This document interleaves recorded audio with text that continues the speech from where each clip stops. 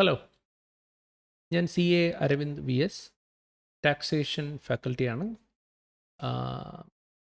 ഈ വരുന്ന June 2026 CMA intermediate എക്സാമിനേഷന് paper number 7 direct and indirect taxation പേപ്പറിൽ കുറച്ച് അമെൻമെൻറ്റ്സ്, കുറച്ച് ചേഞ്ചസ് വന്നിട്ടുണ്ട്. അപ്പോൾ ആ ചേഞ്ചസ് ആണ് നമ്മൾ ഈ വീഡിയോയിൽ ഡിസ്കസ് ചെയ്യാനായിട്ട് ഉദ്ദേശിക്കുന്നത്. ഈ ഡിസ്കഷന് വേണ്ടിയിട്ട് we are using supplementary study material issued by ICMAI. ഇതിൽ രണ്ട് പാർട്ടാണുള്ളത്, പാർട്ട് എ, പാർട്ട് ബി, അല്ലെങ്കിൽ സെക്ഷൻ എ, സെക്ഷൻ ബി. അതിൽ സെക്ഷൻ എ ഡയറക്റ്റ് ടാക്സേഷനിൽ വന്നിരിക്കുന്ന വ്യത്യാസങ്ങളാണ്. അതായത് ഡയറക്റ്റ് ടാക്സേഷനിൽ ഇൻകം ടാക്സിൽ വന്നിരിക്കുന്ന വ്യത്യാസമാണ്. സെക്ഷൻ ബിയിൽ നമുക്ക് GST കസ്റ്റംസ് ഡ്യൂട്ടിയിൽ വന്നിരിക്കുന്ന വ്യത്യാസമാണ്. സോ ഈ ഒരു സെഷനിൽ നമ്മൾ ഡിസ്കസ് ചെയ്യുന്നത് സെക്ഷൻ എയിൽ വന്നിരിക്കുന്ന ചേഞ്ചസ് ആണ്. സോ അത്യാവശ്യം കുറച്ച് ചേഞ്ചസ് വന്നിട്ടുണ്ട്. ഈ ചേഞ്ചസ് വന്നത് ഫിനാൻസ് ആക്ട് 2025 സോ ആ ഫിനാൻസ് ആക്ട് 2025 വന്നിരിക്കുന്ന മൊത്തം ചേഞ്ചസിൽ CMA ഇൻ്റർമീഡിയറ്റിന് ആവശ്യമായിട്ടുള്ള ചേഞ്ചസ് ആണ് ഈ ഒരു ഏരിയയിൽ നമ്മൾ ഡിസ്കസ് ചെയ്യാനായിട്ട് പോകുന്നത്. Okay, so the thing is clear. നമ്മൾ എന്താണ് ചെയ്യാൻ പോകുന്നതെന്നുള്ളത് നമ്മളിപ്പോൾ പറഞ്ഞു. ഇങ്ങനെ ഓരോ കാര്യങ്ങളായിട്ട് നമുക്ക് പറഞ്ഞു പോവാം. ഒന്നാമതായി നമ്മൾ വിശദമായി പഠിച്ചു കഴിഞ്ഞു. ക്ലാസ് പൂർണ്ണമായും നമുക്ക് കഴിഞ്ഞതാണ്. അപ്പോൾ നിങ്ങൾ എക്സാമിനേഷൻ്റെ പ്രിപ്പറേഷനിലായിരിക്കും, നല്ല രീതിയിൽ നിങ്ങൾ പ്രിപ്പറേഷൻ ചെയ്തുകൊണ്ടിരിക്കുകയാണ്. അതിലേക്ക് നിങ്ങൾ ഈ പറയുന്ന കാര്യങ്ങൾ കൂടി ആഡ് ചെയ്യുക. ആക്ച്വലി നമ്മൾ പഠിച്ചു പോകുമ്പോൾ ഈ പറയുന്ന ഏരിയാസ് കൂടി ഉൾപ്പെടുത്തി തന്നെയാണ് പഠിച്ചിട്ടുള്ളത്. പക്ഷേ ഇവിടെ ഈ ഒരു വീഡിയോയിൽ നമ്മൾ ഈ വന്നിരിക്കുന്ന പുതിയ ചേഞ്ചസ് എല്ലാം കൂടി ഒരുമിച്ചാക്കി പറയുകയാണ്. സോ അതുകൊണ്ട് തന്നെ ഇതിന് വളരെയധികം ഇമ്പോർട്ടൻസ് ഉണ്ട്. മറ്റൊരു പ്രധാനപ്പെട്ട കാര്യം, നമുക്ക് ഈ ടാക്സേഷൻ പേപ്പറിൽ, പ്രത്യേകിച്ച് ഇൻകം ടാക്സിലൊക്കെ പുതുതായി വരുന്ന ചേഞ്ചസിന് വളരെയേറെ പ്രാധാന്യമുണ്ട്. നമുക്ക് നമ്മുടെ നിയമത്തിൽ വരുന്ന മാറ്റങ്ങൾക്ക് വളരെയേറെ പ്രാധാന്യമുണ്ട്. പ്രത്യേകിച്ച് CA, CMA, CS എക്സാമിനേഷനൊക്കെ ആ പുതുതായി വന്ന ചേഞ്ചസ് എടുത്ത് ചോദിക്കാറുമുണ്ട്. സോ അതുകൊണ്ട് തന്നെ ഈ അമെൻമെൻറ്റ്സിന് നമുക്ക് പ്രത്യേക ഇമ്പോർട്ടൻസ് കൊടുത്ത് തന്നെ പഠിക്കണം. ശരി, സോ ഞാൻ സൂചിപ്പിക്കുകയുണ്ടായി, നമ്മളിത് ഈ ഡിസ്കഷന് വേണ്ടി നമ്മൾ ഉപയോഗിക്കുന്നത് ICMAIയുടെ സപ്ലിമെൻ്ററി സ്റ്റഡി മെറ്റീരിയലാണ്. നിങ്ങൾക്ക് ICMAIയുടെ വെബ്സൈറ്റിനകത്ത് അവൈലബിൾ ആയിട്ടുള്ള, ഫ്രീ ആയിട്ട് അവൈലബിൾ ആയിട്ടുള്ള മെറ്റീരിയലാണ്. ഇത് തന്നെയാണ് നമ്മൾ പൂർണ്ണമായും യൂസ് ചെയ്യുന്നത്. Okay, so let's start. So supplementary paper 7 section A for June 2026 term of examination syllabus 2022. Okay, അപ്പോൾ എന്തൊക്കെയാണ് വന്നിരിക്കുന്ന മാറ്റങ്ങൾ? ആ മാറ്റങ്ങൾ മാത്രം നമുക്ക് പെട്ടെന്ന് പറഞ്ഞു പോകാം കേട്ടോ. ഓക്കെ, സോ ആദ്യത്തെ ചേഞ്ച് എന്ന് പറയുന്ന സെക്ഷൻ 115BAC. ഇത് നമ്മൾ ഒരു തവണ ഫുൾ പഠിച്ചിട്ടുള്ള ഒരാൾക്ക് ഈ സെക്ഷൻ വളരെയേറെ പരിചിതമായിട്ടുള്ള ഒരു കാര്യമാണ്. നമ്മൾ old tax regime, new tax regime, default tax regime, optional tax regime എന്നൊക്കെ ഉള്ള കേട്ട് കഴിഞ്ഞാൽ നിങ്ങൾക്ക് കേൾക്കുമ്പോൾ തന്നെ അത് മനസ്സിലാവും എന്താണ് ഉദ്ദേശിക്കുന്നത് എന്നുള്ളത്. സോ പറയുന്ന ഇത്രയേ ഉള്ളൂ. ഇപ്പോൾ രണ്ട് രീതിയിൽ നമുക്ക് ഇൻകം കാൽക്കുലേറ്റ് ചെയ്ത് ടാക്സ് കമ്പ്യൂട്ട് ചെയ്യാൻ പറ്റും. രണ്ട് രീതിയിൽ ഇൻകം കമ്പ്യൂട്ട് ചെയ്ത് ടാക്സ് കാൽക്കുലേറ്റ് ചെയ്യാൻ നമുക്ക് പറ്റും. അത് ആർക്കൊക്കെയാണ് ഇത് സാധ്യമാവുക? Individuals, HUF, AOP, BOI, artificial juridical person. ഈ 5 ടൈപ്പ് ആൾക്കാർക്ക് അവർക്ക് ഓപ്ഷനുണ്ട്. അവർക്ക് രണ്ട് രീതിയുണ്ട് അവർക്ക് ഇൻകം കാൽക്കുലേറ്റ് ചെയ്യാൻ. ഒരു പഴയ രീതിയുമുണ്ട്, പുതിയ രീതിയുമുണ്ട്. കാരണം ഓൾഡ് റെജിം എന്നും പറയും, ന്യൂ റെജിം എന്നും പറയും. ഇതിന് മറ്റൊരു പേര്, ഓൾഡ് റെജിമിനെ നമ്മൾ ഓപ്ഷണൽ റെജിം എന്നാണ് പറയുക, അല്ലെങ്കിൽ ഓപ്ഷണൽ രീതി എന്നാണ് നമ്മൾ കണക്കാക്കുക. പക്ഷേ പുതിയ ന്യൂ റെജിമിനെ നമ്മൾ ഡീഫോൾട്ട് റെജിം എന്നാണ് പറയുക, അല്ലെങ്കിൽ ഡീഫോൾട്ട് ടാക്സ് റെജിം എന്നാണ് പറയുക. ഓക്കെ, അപ്പോൾ ഈ ഡീഫോൾട്ട് ടാക്സ് റെജിമിൽ ഒരു വളരെ പ്രധാനപ്പെട്ട ഒരു ചേഞ്ച് വന്നിട്ടുണ്ട്. എന്താണ് ആ ചേഞ്ച് എന്ന് നോക്കാം. ആദ്യമായിട്ട് ഇത് ആർക്കാണ് ആപ്ലിക്കബിൾ ആവുക? ഓൾറെഡി നമ്മൾ പറഞ്ഞു ആർക്കൊക്കെയാണ്: ഇൻഡിവിജ്വൽ, HUF, AOP, BOI, അതുപോലെ തന്നെ ആർട്ടിഫിഷ്യൽ ജൂറിഡിക്കൽ പേഴ്സൺ. പിന്നെ AOP എന്ന് പറയുന്നതിനകത്ത് കോഓപ്പറേറ്റീവ് സൊസൈറ്റി കൂടി ഉൾപ്പെടുന്നുണ്ട്. പക്ഷേ ഇപ്പം ഞാൻ പറയാൻ പോകുന്ന ചേഞ്ച് കോഓപ്പറേറ്റീവ് സൊസൈറ്റികൾക്ക് ബാധകമല്ല.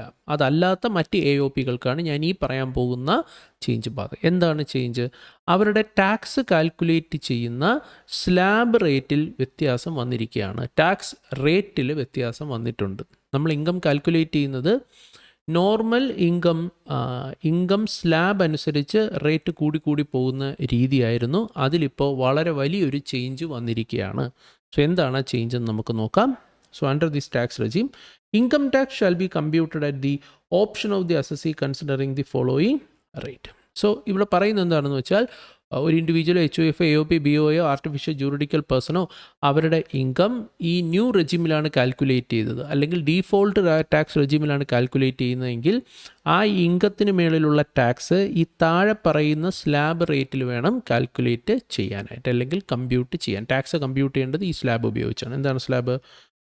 ആദ്യത്തെ 4 ലക്ഷം രൂപ വരേക്ക് അവർക്ക് ടാക്സ് കൊടുക്കേണ്ട ആവശ്യമില്ല. So for the first 4 lakh the tax liability shall be നിൽ. അപ്പോൾ 4 ലക്ഷം രൂപ വരെ നിങ്ങൾക്ക് ഇൻകം ഉള്ളൂ. നിങ്ങൾ ഡീഫോൾട്ട് ടാക്സ് റെജീം പ്രകാരം ഇൻകം കാൽക്കുലേറ്റ് ചെയ്തപ്പോൾ നിങ്ങൾക്ക് 4 ലക്ഷമാണ് ഇൻകം വന്നത്. 4 ലക്ഷം രൂപ വരെ നിങ്ങൾക്ക് ഇൻകം ഉള്ളൂ എങ്കിൽ നിങ്ങൾ ടാക്സേ കൊടുക്കേണ്ട ആവശ്യമില്ല. ഇനി നിങ്ങളുടെ ഇൻകം 4 ലക്ഷത്തിന് 8 ലക്ഷത്തിന് ഇടയ്ക്കാണെന്നുണ്ടെങ്കിൽ, അങ്ങനെയാണെങ്കിൽ എങ്ങനെയാണ് ടാക്സ് കാൽക്കുലേറ്റ് ചെയ്യുക? അപ്പോഴും നിങ്ങൾക്ക് ആദ്യത്തെ 4 ലക്ഷം രൂപയ്ക്ക്, നിങ്ങൾക്ക് ആദ്യം ജനറേറ്റ് ചെയ്ത 4 ലക്ഷം രൂപയ്ക്ക് you don't need to pay tax. Balance വരുന്ന എമൗണ്ടിന് 4-നും 8-നും ഇടയ്ക്കുള്ള തുകയ്ക്ക് എത്ര ശതമാനം ടാക്സ് കൊടുക്കണം? 5%. ഫോർ എക്സാമ്പിൾ നിങ്ങൾക്ക് 6 lakh ആണ് ഇൻകം എന്നിരിക്കട്ടെ. അങ്ങനെയാണെങ്കിൽ ആദ്യത്തെ 4 lakhന് നിങ്ങൾ ടാക്സ് കൊടുക്കണ്ട. ഇനി എത്രയുണ്ട്? 2 lakh. 2 lakhന് എത്ര പെർസെൻറ്റേജ് ആണ്? 5% കൊടുക്കുക. ഇനി 8 ലക്ഷത്തിനും 12 ലക്ഷത്തിനും ഇടയ്ക്കാണ് നിങ്ങളുടെ വരുമാനമെങ്കിൽ എത്രയാണ്? ആ 8-നും 12-നും ഇടയ്ക്ക് വരുന്ന ആ വരുമാനത്തിന് you need to pay tax at the rate of 10%. For example 10 ലക്ഷം രൂപയാണ് നിങ്ങളുടെ വരുമാനം. അപ്പോൾ നമ്മൾ പറയുന്നത് എന്താണ്? ആദ്യത്തെ 4 ലക്ഷം രൂപയ്ക്ക് ടാക്സ് ഇല്ല.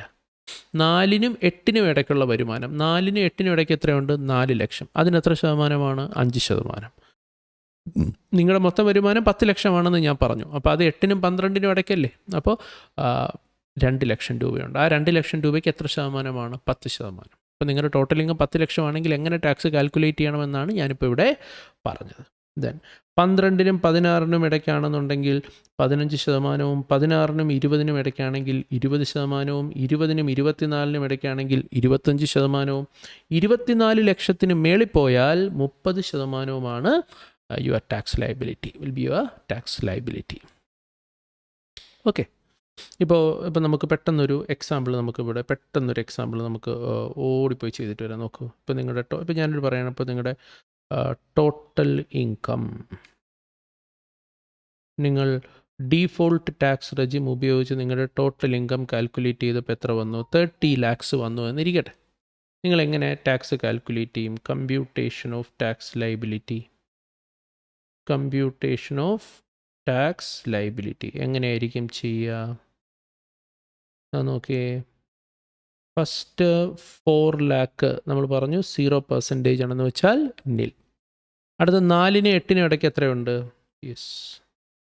4 ലക്ഷം രൂപയുണ്ട്. അതിന് 5% വരിക. So that will comes around 20,000. അടുത്ത് 8 ലക്ഷമായി. 8-നും 12-നും ഇടയ്ക്ക് എത്രയുണ്ട്? 4 lakh ഉണ്ട്. ഇതിന് 10%. So your tax will be 40,000. ഇപ്പോൾ 12 ലക്ഷമായി. 12-നും 16-നും ഇടയ്ക്ക് എത്ര ലക്ഷമുണ്ട്? 4 lakh ഉണ്ട്. ഇതിന് 15% ആണ്. സോ 4 lakhൻ്റെ 50% വന്നിട്ട് 60,000 ഉണ്ടാകും. ഇപ്പോൾ 16 ലക്ഷമായി. 16-നും 20-നും ഇടയ്ക്ക്. സോ നെക്സ്റ്റ് 4 lakhന് 20% ആണ്. ഇത് വന്നിട്ട് 80,000. ഇപ്പം നിങ്ങൾക്ക് 20 ലക്ഷം. 20-നും 24 ലക്ഷത്തിനും ഇടയ്ക്ക്. യെസ്. അടുത്ത 4 lakhന് 25% ആണ്. That will come arounds to 1 lakh rupees. Okay. ഇപ്പോൾ 24 ലക്ഷമായി. 24 ലക്ഷത്തിന് മേളിൽ പോയാൽ എന്ത് സംഭവിക്കാമെന്നാണ് പറഞ്ഞത്? എബവ് 24 lakh ആണെങ്കിൽ എത്ര പെർസെൻറ്റേജ് ആണ്? 30%. സോ ഇവിടെ നിങ്ങളുടെ ടോട്ടൽ ഇൻകം എത്രയുണ്ട്? 30 lakhs അല്ലേ? ഇപ്പോൾ 24 ലക്ഷം വരെയുള്ളതിൻ്റെ ടാക്സ് നിങ്ങൾ കാൽക്കുലേറ്റ് ചെയ്ത് കഴിഞ്ഞു ആണല്ലോ? യെസ്. അങ്ങനെയാണെന്നുണ്ടെങ്കിൽ ഇനി അടുത്ത് എത്ര വരുന്നുണ്ട്? ബാലൻസ്. നെക്സ്റ്റ് ബാലൻസ് 6 lakh വരുന്നുണ്ട്. 30%. 6 ലക്ഷത്തിന് 30%, 1,80,000 രൂപ. സോ ടാക്സ് കാൽക്കുലേറ്റ് ചെയ്ത് 20-ഉം 40-ഉം 20-ഉം 40-ഉം 60, 60, 60, 120, 120-ഉം 80-ഉം 2 ലക്ഷം, 2 3 ലക്ഷം, 3 180, 4,80,000 രൂപ. So this is how you calculate your tax liability. So tax എങ്ങനെ കാൽക്കുലേറ്റ് ചെയ്യണമെന്ന് മനസ്സിലായില്ലേ? യെസ്. സോ ഈ സ്ലാബ് റേറ്റ് ഉപയോഗിച്ച് ഇങ്ങനെയാണ് സ്ലാബ് റേറ്റ് ഉപയോഗിച്ച് നമ്മൾ ടാക്സ് കാൽക്കുലേറ്റ് ചെയ്യുക. പിന്നെ ഡീഫോൾട്ട് ടാക്സ് റെജിമിൽ നമ്മൾ ടാക്സ് കാൽക്കുലേറ്റ് ചെയ്യുമ്പോൾ വളരെ പ്രധാനപ്പെട്ട ഒരു ചേഞ്ച് വന്നത് ഇത്തവണ റിബേറ്റിൻ്റെ കാര്യത്തിലാണ്. സോ റിബേറ്റ് എന്താണെന്ന് വെച്ചാൽ അതൊരു ഡിസ്കൗണ്ടാണ്. ടാക്സ് കാൽക്കുലേറ്റ് ചെയ്തതിന് ശേഷം നമുക്ക് കിട്ടുന്ന ഡിസ്കൗണ്ടാണ് എന്തെന്ന് പറയുന്നത് റിബേറ്റ്. സോ റിബേറ്റിനെ പറ്റി പറഞ്ഞിരിക്കുന്ന സെക്ഷൻ 87A ആണ്.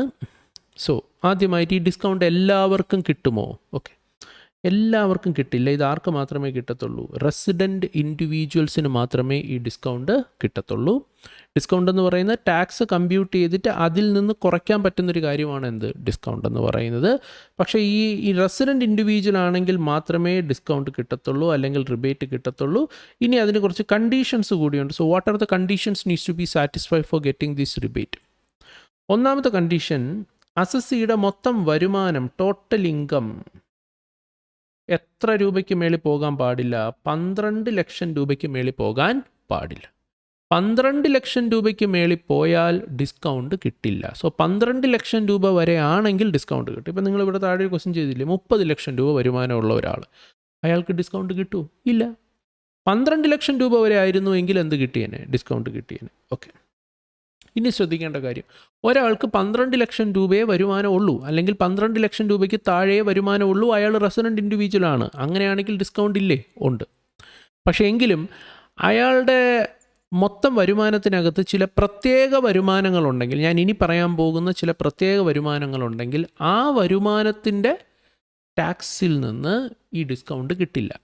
ഉദാഹരണത്തിന് ഞാനൊരു റെസിഡൻറ്റ് ഇൻഡിവിജ്വലാണ്, എൻ്റെ മൊത്തം വരുമാനം 12 ലക്ഷം രൂപയോ അതിൽ താഴെയാണ്. പക്ഷേ എൻ്റെ മൊത്തം വരുമാനത്തിനകത്ത് ഞാൻ ഇനി പറയാൻ പോകുന്ന ചില വരുമാനങ്ങളുണ്ടെങ്കിൽ ആ വരുമാനത്തിൻ്റെ ടാക്സിൽ നിന്ന് എനിക്ക് എന്ത് കിട്ടത്തില്ല? ഡിസ്കൗണ്ട് കിട്ടത്തില്ല. അതാണോക്കെ. Rebate under section 87A is not available on, കിട്ടത്തില്ല, on tax on capital gain.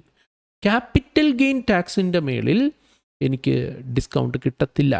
Even if I am a resident individual or my income is below 12 lakhs, still I won't get this rebate against the tax on capital gain covered under 111A. എന്തായിരുന്നു 111A? പഠിച്ചിട്ടുള്ള ആൾക്കാർക്കറിയാം. Short term capital gain arising from what? Listed ആയിട്ടുള്ള equity shares, equity oriented mutual funds അല്ലേ, units of business trust നമ്മൾ പഠിച്ചിട്ടുണ്ട് അല്ലേ. ഈ പറയുന്ന അസറ്റ്സ് വിറ്റ് കിട്ടുന്ന ഷോർട്ട് ടേം ക്യാപിറ്റൽ ഗെയിനുകളെയാണ് 111A short term capital gain എന്ന് പറയുന്നത്.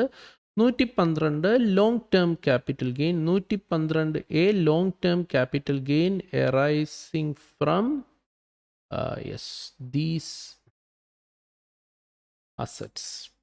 ഈ സൈഡിൽ പറഞ്ഞിരിക്കുന്ന അസറ്റ്സ് ഉണ്ടല്ലോ, ഈ അസറ്റ്സ് വിറ്റ് കിട്ടുന്ന ലോങ് ടേം ക്യാപിറ്റൽ ഗെയിനുകളെ പറ്റിയാണ് 112A പറഞ്ഞിരിക്കുന്നത്. സോ ഈ 3 ക്യാപിറ്റൽ ഗെയിനുകൾക്ക് എഗെയിൻസ്റ്റ് ആയിട്ട്, ഈ 3 ക്യാപിറ്റൽ ഗെയിനുകളുടെ ടാക്സിന് എഗെയിൻസ്റ്റ് ആയിട്ട് നിങ്ങൾക്ക് ഈ പറയുന്ന ഡിസ്കൗണ്ട് കിട്ടില്ല. സോ ഓർത്തിരിക്കുക. ഇനി അടുത്ത ചോദ്യം, അതുപോലെ തന്നെ നിങ്ങൾക്ക് ഡിസ്കൗണ്ട് കിട്ടാത്ത മറ്റൊരു വരുമാനം, മറ്റൊരു tax on winning from lottery under section 115. Casual income ഉണ്ടല്ലോ, കാഷ്വൽ ഇൻകത്തിൽ നിന്ന് നിങ്ങൾക്കുണ്ടാകുന്ന ടാക്സ് ഉണ്ടല്ലോ, ആ ടാക്സിന് അഗെയിൻസ്റ്റ് ആയിട്ട് നിങ്ങൾക്ക് ഈ റിബേറ്റ് കുറയ്ക്കാനായിട്ട് സാധിക്കില്ല. അപ്പോൾ അടുത്ത ചോദ്യം, എത്ര രൂപ വരെയാണ് നിങ്ങൾക്ക് പരമാവധി ലഭിക്കാവുന്ന discount? Quantum of rebate lower of the following. താഴെ പറയുന്നതിൽ ലോവർ ആണ് നിങ്ങൾക്ക് പരമാവധി ലഭിക്കാവുന്ന ഡിസ്കൗണ്ട്. ഒന്നുകിൽ നിങ്ങളുടെ മൊത്തം ടാക്സ് ലയബിലിറ്റിയുടെ അത്രയും തന്നെ 100% of your tax liability computed, or 60,000 which ever is lower. Okay, നിങ്ങളുടെ മൊത്തം ടാക്സ് ലയബിലിറ്റി അല്ലെങ്കിൽ 60,000 രൂപ വിച്ച് എവർ ഈസ് ലോവർ. ഇപ്പം ഞാനിവിടെ ഒരു എക്സാമ്പിൾ പറയാം. ഓക്കെ, ഇപ്പം നിങ്ങളുടെ ടോട്ടൽ ഇൻകം വന്നിട്ട് 10 ലക്ഷമാണെന്ന് വിചാരിക്കുക. ടോട്ടൽ ഇൻകം 10 ലക്ഷം. ആദ്യം നമുക്ക് ടാക്സ് ഒന്ന് കാൽക്കുലേറ്റ് ചെയ്യാം. അപ്പം നിങ്ങൾക്ക് നന്നായിട്ട് അറിയാം, ആദ്യത്തെ 4 ലക്ഷത്തിന് എന്താണ്? ഒന്നുമില്ല, നിൽ. അടുത്ത 4 ലക്ഷത്തിന് നിങ്ങൾക്ക് അറിയാം എത്ര ശതമാനമാണ്? 5% ആണെന്ന് പറയുമ്പോൾ എത്ര വരുന്നുണ്ട്? 20,000. അപ്പം 4 8 ആയില്ലേ? ഇനി 8-നും 12-നും ഇടയ്ക്കാണെങ്കിൽ 15%. ഇവിടെ 8-നും 12-നും ഇടയ്ക്ക് ഇനിയിപ്പോൾ എത്ര ലക്ഷമാണ് നിങ്ങൾക്കുള്ളത്? 4 ലക്ഷം എടുക്കാനില്ല, കാരണം നിങ്ങളുടെ ടോട്ടൽ ഇൻകം എത്രയാണ്? 10 ലക്ഷം അല്ലേ? അങ്ങനെ വരുമ്പോൾ നിങ്ങൾക്ക് ഇനി ബാലൻസ് എത്ര രൂപ കൂടെ ഉള്ളൂ? 2 lakhs, 15%. 2 lakhs 15% വരുമ്പോൾ 30,000 അല്ലേ? 30,000. അപ്പം അങ്ങനെ വരുമ്പോൾ 50,000 രൂപയാണ് നിങ്ങളുടെ മൊത്തം tax. So less rebate under section 87A. 87A പ്രകാരം എത്ര റിബേറ്റ് കിട്ടും? ഈ വ്യക്തി 10 ലക്ഷം രൂപ വരുമാനമുള്ള ഒരാൾ ഒരു റെസിഡൻറ്റ് ഇൻഡിവിജ്വൽ ആണെന്ന് ഇരിക്കട്ടെ. അങ്ങനെയാണെങ്കിൽ നിങ്ങൾക്ക് എത്ര രൂപയാണ് റിബേറ്റ് കിട്ടുക? എത്ര രൂപയാണ് റിബേറ്റ് കിട്ടുക? ഒന്നുകിൽ 100% of tax liability. 100% of tax എന്ന് പറഞ്ഞാൽ എത്രയാണ്? 50,000. ഓർ എന്താണ് 100% ഓഫ് ടാക്സ് 50,000, അല്ലെങ്കിൽ എന്താണ് എടുക്കാൻ പറഞ്ഞിരിക്കുന്നത്? 60,000 അല്ലേ?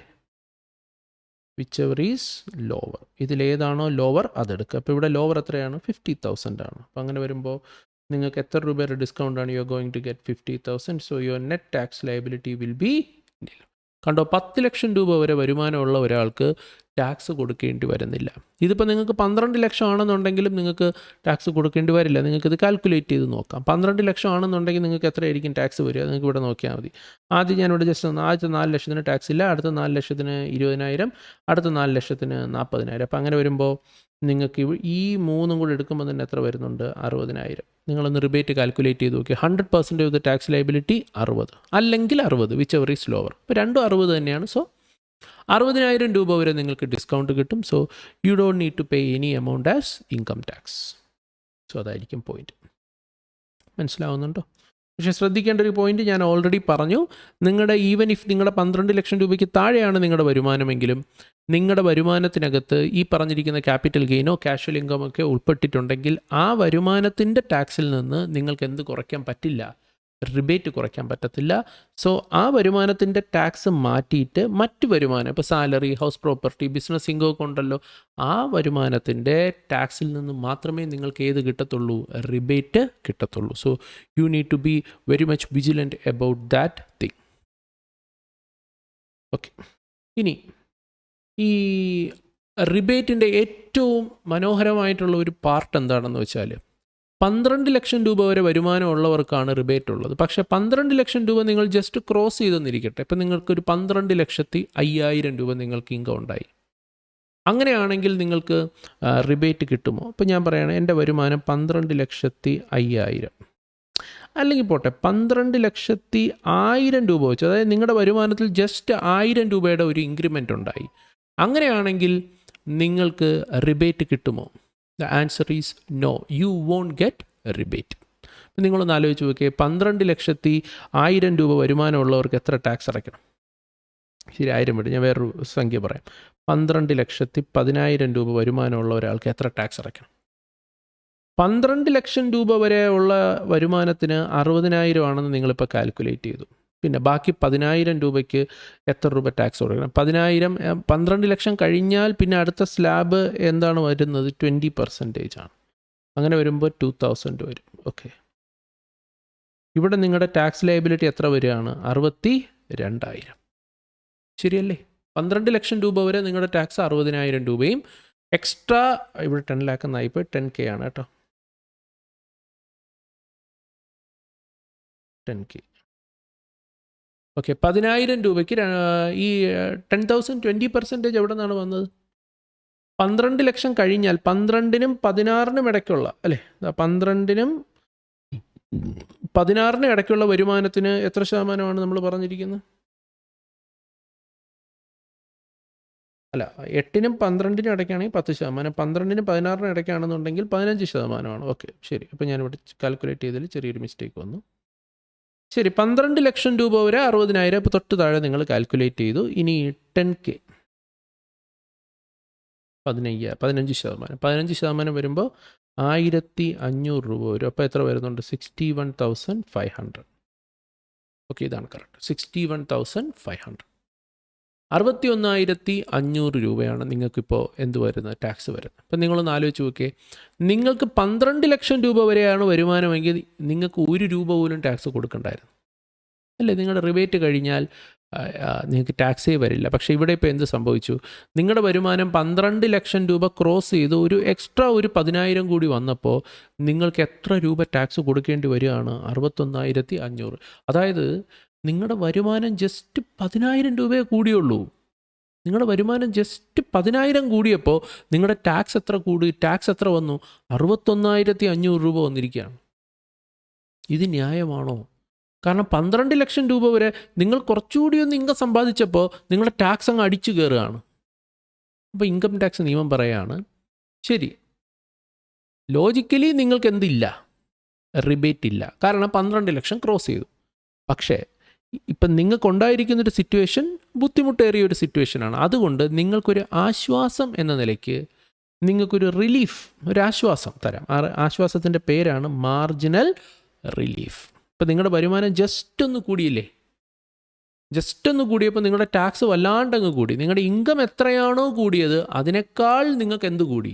നിങ്ങളുടെ ടാക്സ് കൂടി. ഇൻകത്തിലൊരു 10,000 രൂപയുടെ വർധനവുണ്ടായപ്പോൾ ടാക്സിൽ 61,500 രൂപയുടെ വർധനവുണ്ടായിരുന്നു. 12 ലക്ഷം ആയിരുന്നെങ്കിൽ ടാക്സ് 0 ആയിരുന്നു അല്ലേ? 12 ലക്ഷം ആയിരുന്നെങ്കിൽ ടാക്സ് 0 ആവേണ്ട സ്ഥാനത്ത് 12,10 ആയപ്പോൾ നിങ്ങളുടെ ടാക്സ് എത്രയായി? 61,500. ഇവിടെ നിങ്ങൾക്കൊരു മാർജിനൽ റിലീഫ് തരാം.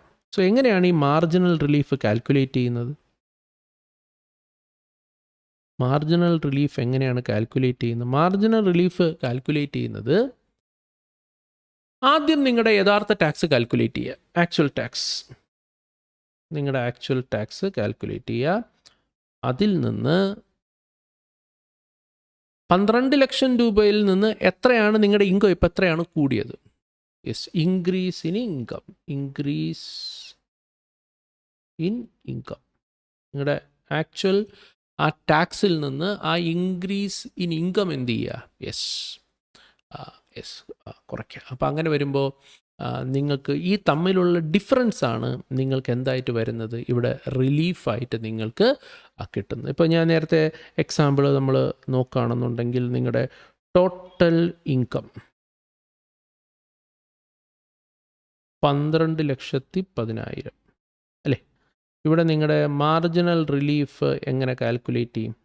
ഈ പറഞ്ഞ ഫോമുല അനുസരിച്ച് മാർജിനൽ റിലീഫ് എങ്ങനെ കാൽക്കുലേറ്റ് ചെയ്യും?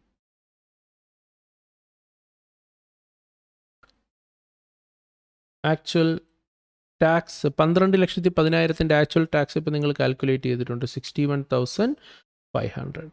ഇൻക്രീസ്, നിങ്ങളുടെ ഇൻകം എത്രയാണ് ഇൻക്രീസ് ചെയ്തത്?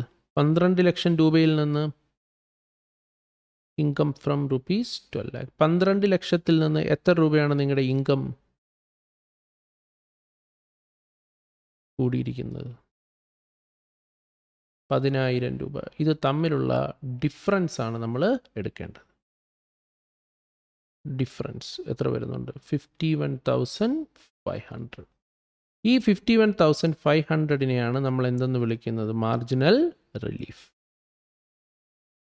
ഓക്കെ, സോ അങ്ങനെ വരുമ്പോൾ മാർജിനൽ റിലീഫ് എന്ന് വെച്ച് കഴിഞ്ഞാൽ, ശരിക്കും മാർജിനൽ റിലീഫ് നമ്മൾ എന്തിനാണ് കാൽക്കുലേറ്റ് ചെയ്യുന്നത്? മാർജിനൽ റിലീഫ് ഒരു ഇളവാണ്. എന്തിനുള്ള ഇളവാണ്? നിങ്ങളുടെ ടാക്സിൽ നിന്നുള്ള ഇളവാണ്. ഇവിടെ നിങ്ങളുടെ ആക്ച്വൽ ടാക്സ് ലയബിലിറ്റി എത്രയുണ്ട്? ആക്ച്വൽ ടാക്സ് ലയബിലിറ്റി എത്രയുണ്ട്? ആക്ച്വൽ ടാക്സ് ലയബിലിറ്റി എത്രയുണ്ട്? 61,500. ഇതിൽ നിന്ന് നിങ്ങൾക്ക് എന്ത് കുറയ്ക്കാം? ലെസ് മാർജിനൽ റിലീഫ് കുറയ്ക്കാം. മാർജിനൽ റിലീഫ് കുറയ്ക്കാം. എത്രയുണ്ട്? 51,500 കുറയ്ക്കാം. അപ്പം അങ്ങനെ വരുമ്പോൾ എത്ര വരുന്നുണ്ട്? 10,000. നെറ്റ് ടാക്സ് ലയബിലിറ്റി എത്ര അടച്ചാൽ മതി? 10,000 രൂപ അടച്ചാൽ മതി. 61,500 അടയ്ക്കണമെന്ന് പറഞ്ഞു. അവിടെ നിന്ന് നിങ്ങൾക്ക് ഇപ്പോൾ ഈ റിലീഫ് കിട്ടി. റിലീഫ് കിട്ടിയപ്പോൾ നിങ്ങൾക്ക് ഇനി എത്ര രൂപ ടാക്സ് പേ ചെയ്താൽ മതി? You need to pay only 10,000 rupees as tax. So why you got this marginal relief? കാരണം 12 ലക്ഷം രൂപ വരെ നിങ്ങൾക്ക് റിബേറ്റ് ഉണ്ട്. 12 ലക്ഷം രൂപ ക്രോസ് ചെയ്താൽ നിങ്ങൾക്ക് റിബേറ്റ് ഇല്ല. അപ്പോൾ 12 ലക്ഷം രൂപ എക്സാക്റ്റ് 12 ലക്ഷം രൂപ വരുമാനമുള്ള ഒരാൾക്ക് 60,000 രൂപ ടാക്സ് വരേണ്ടതാണ്. എന്നാൽ ആ 60,000 മുഴുവൻ നമുക്ക് ഡിസ്കൗണ്ട് കിട്ടും.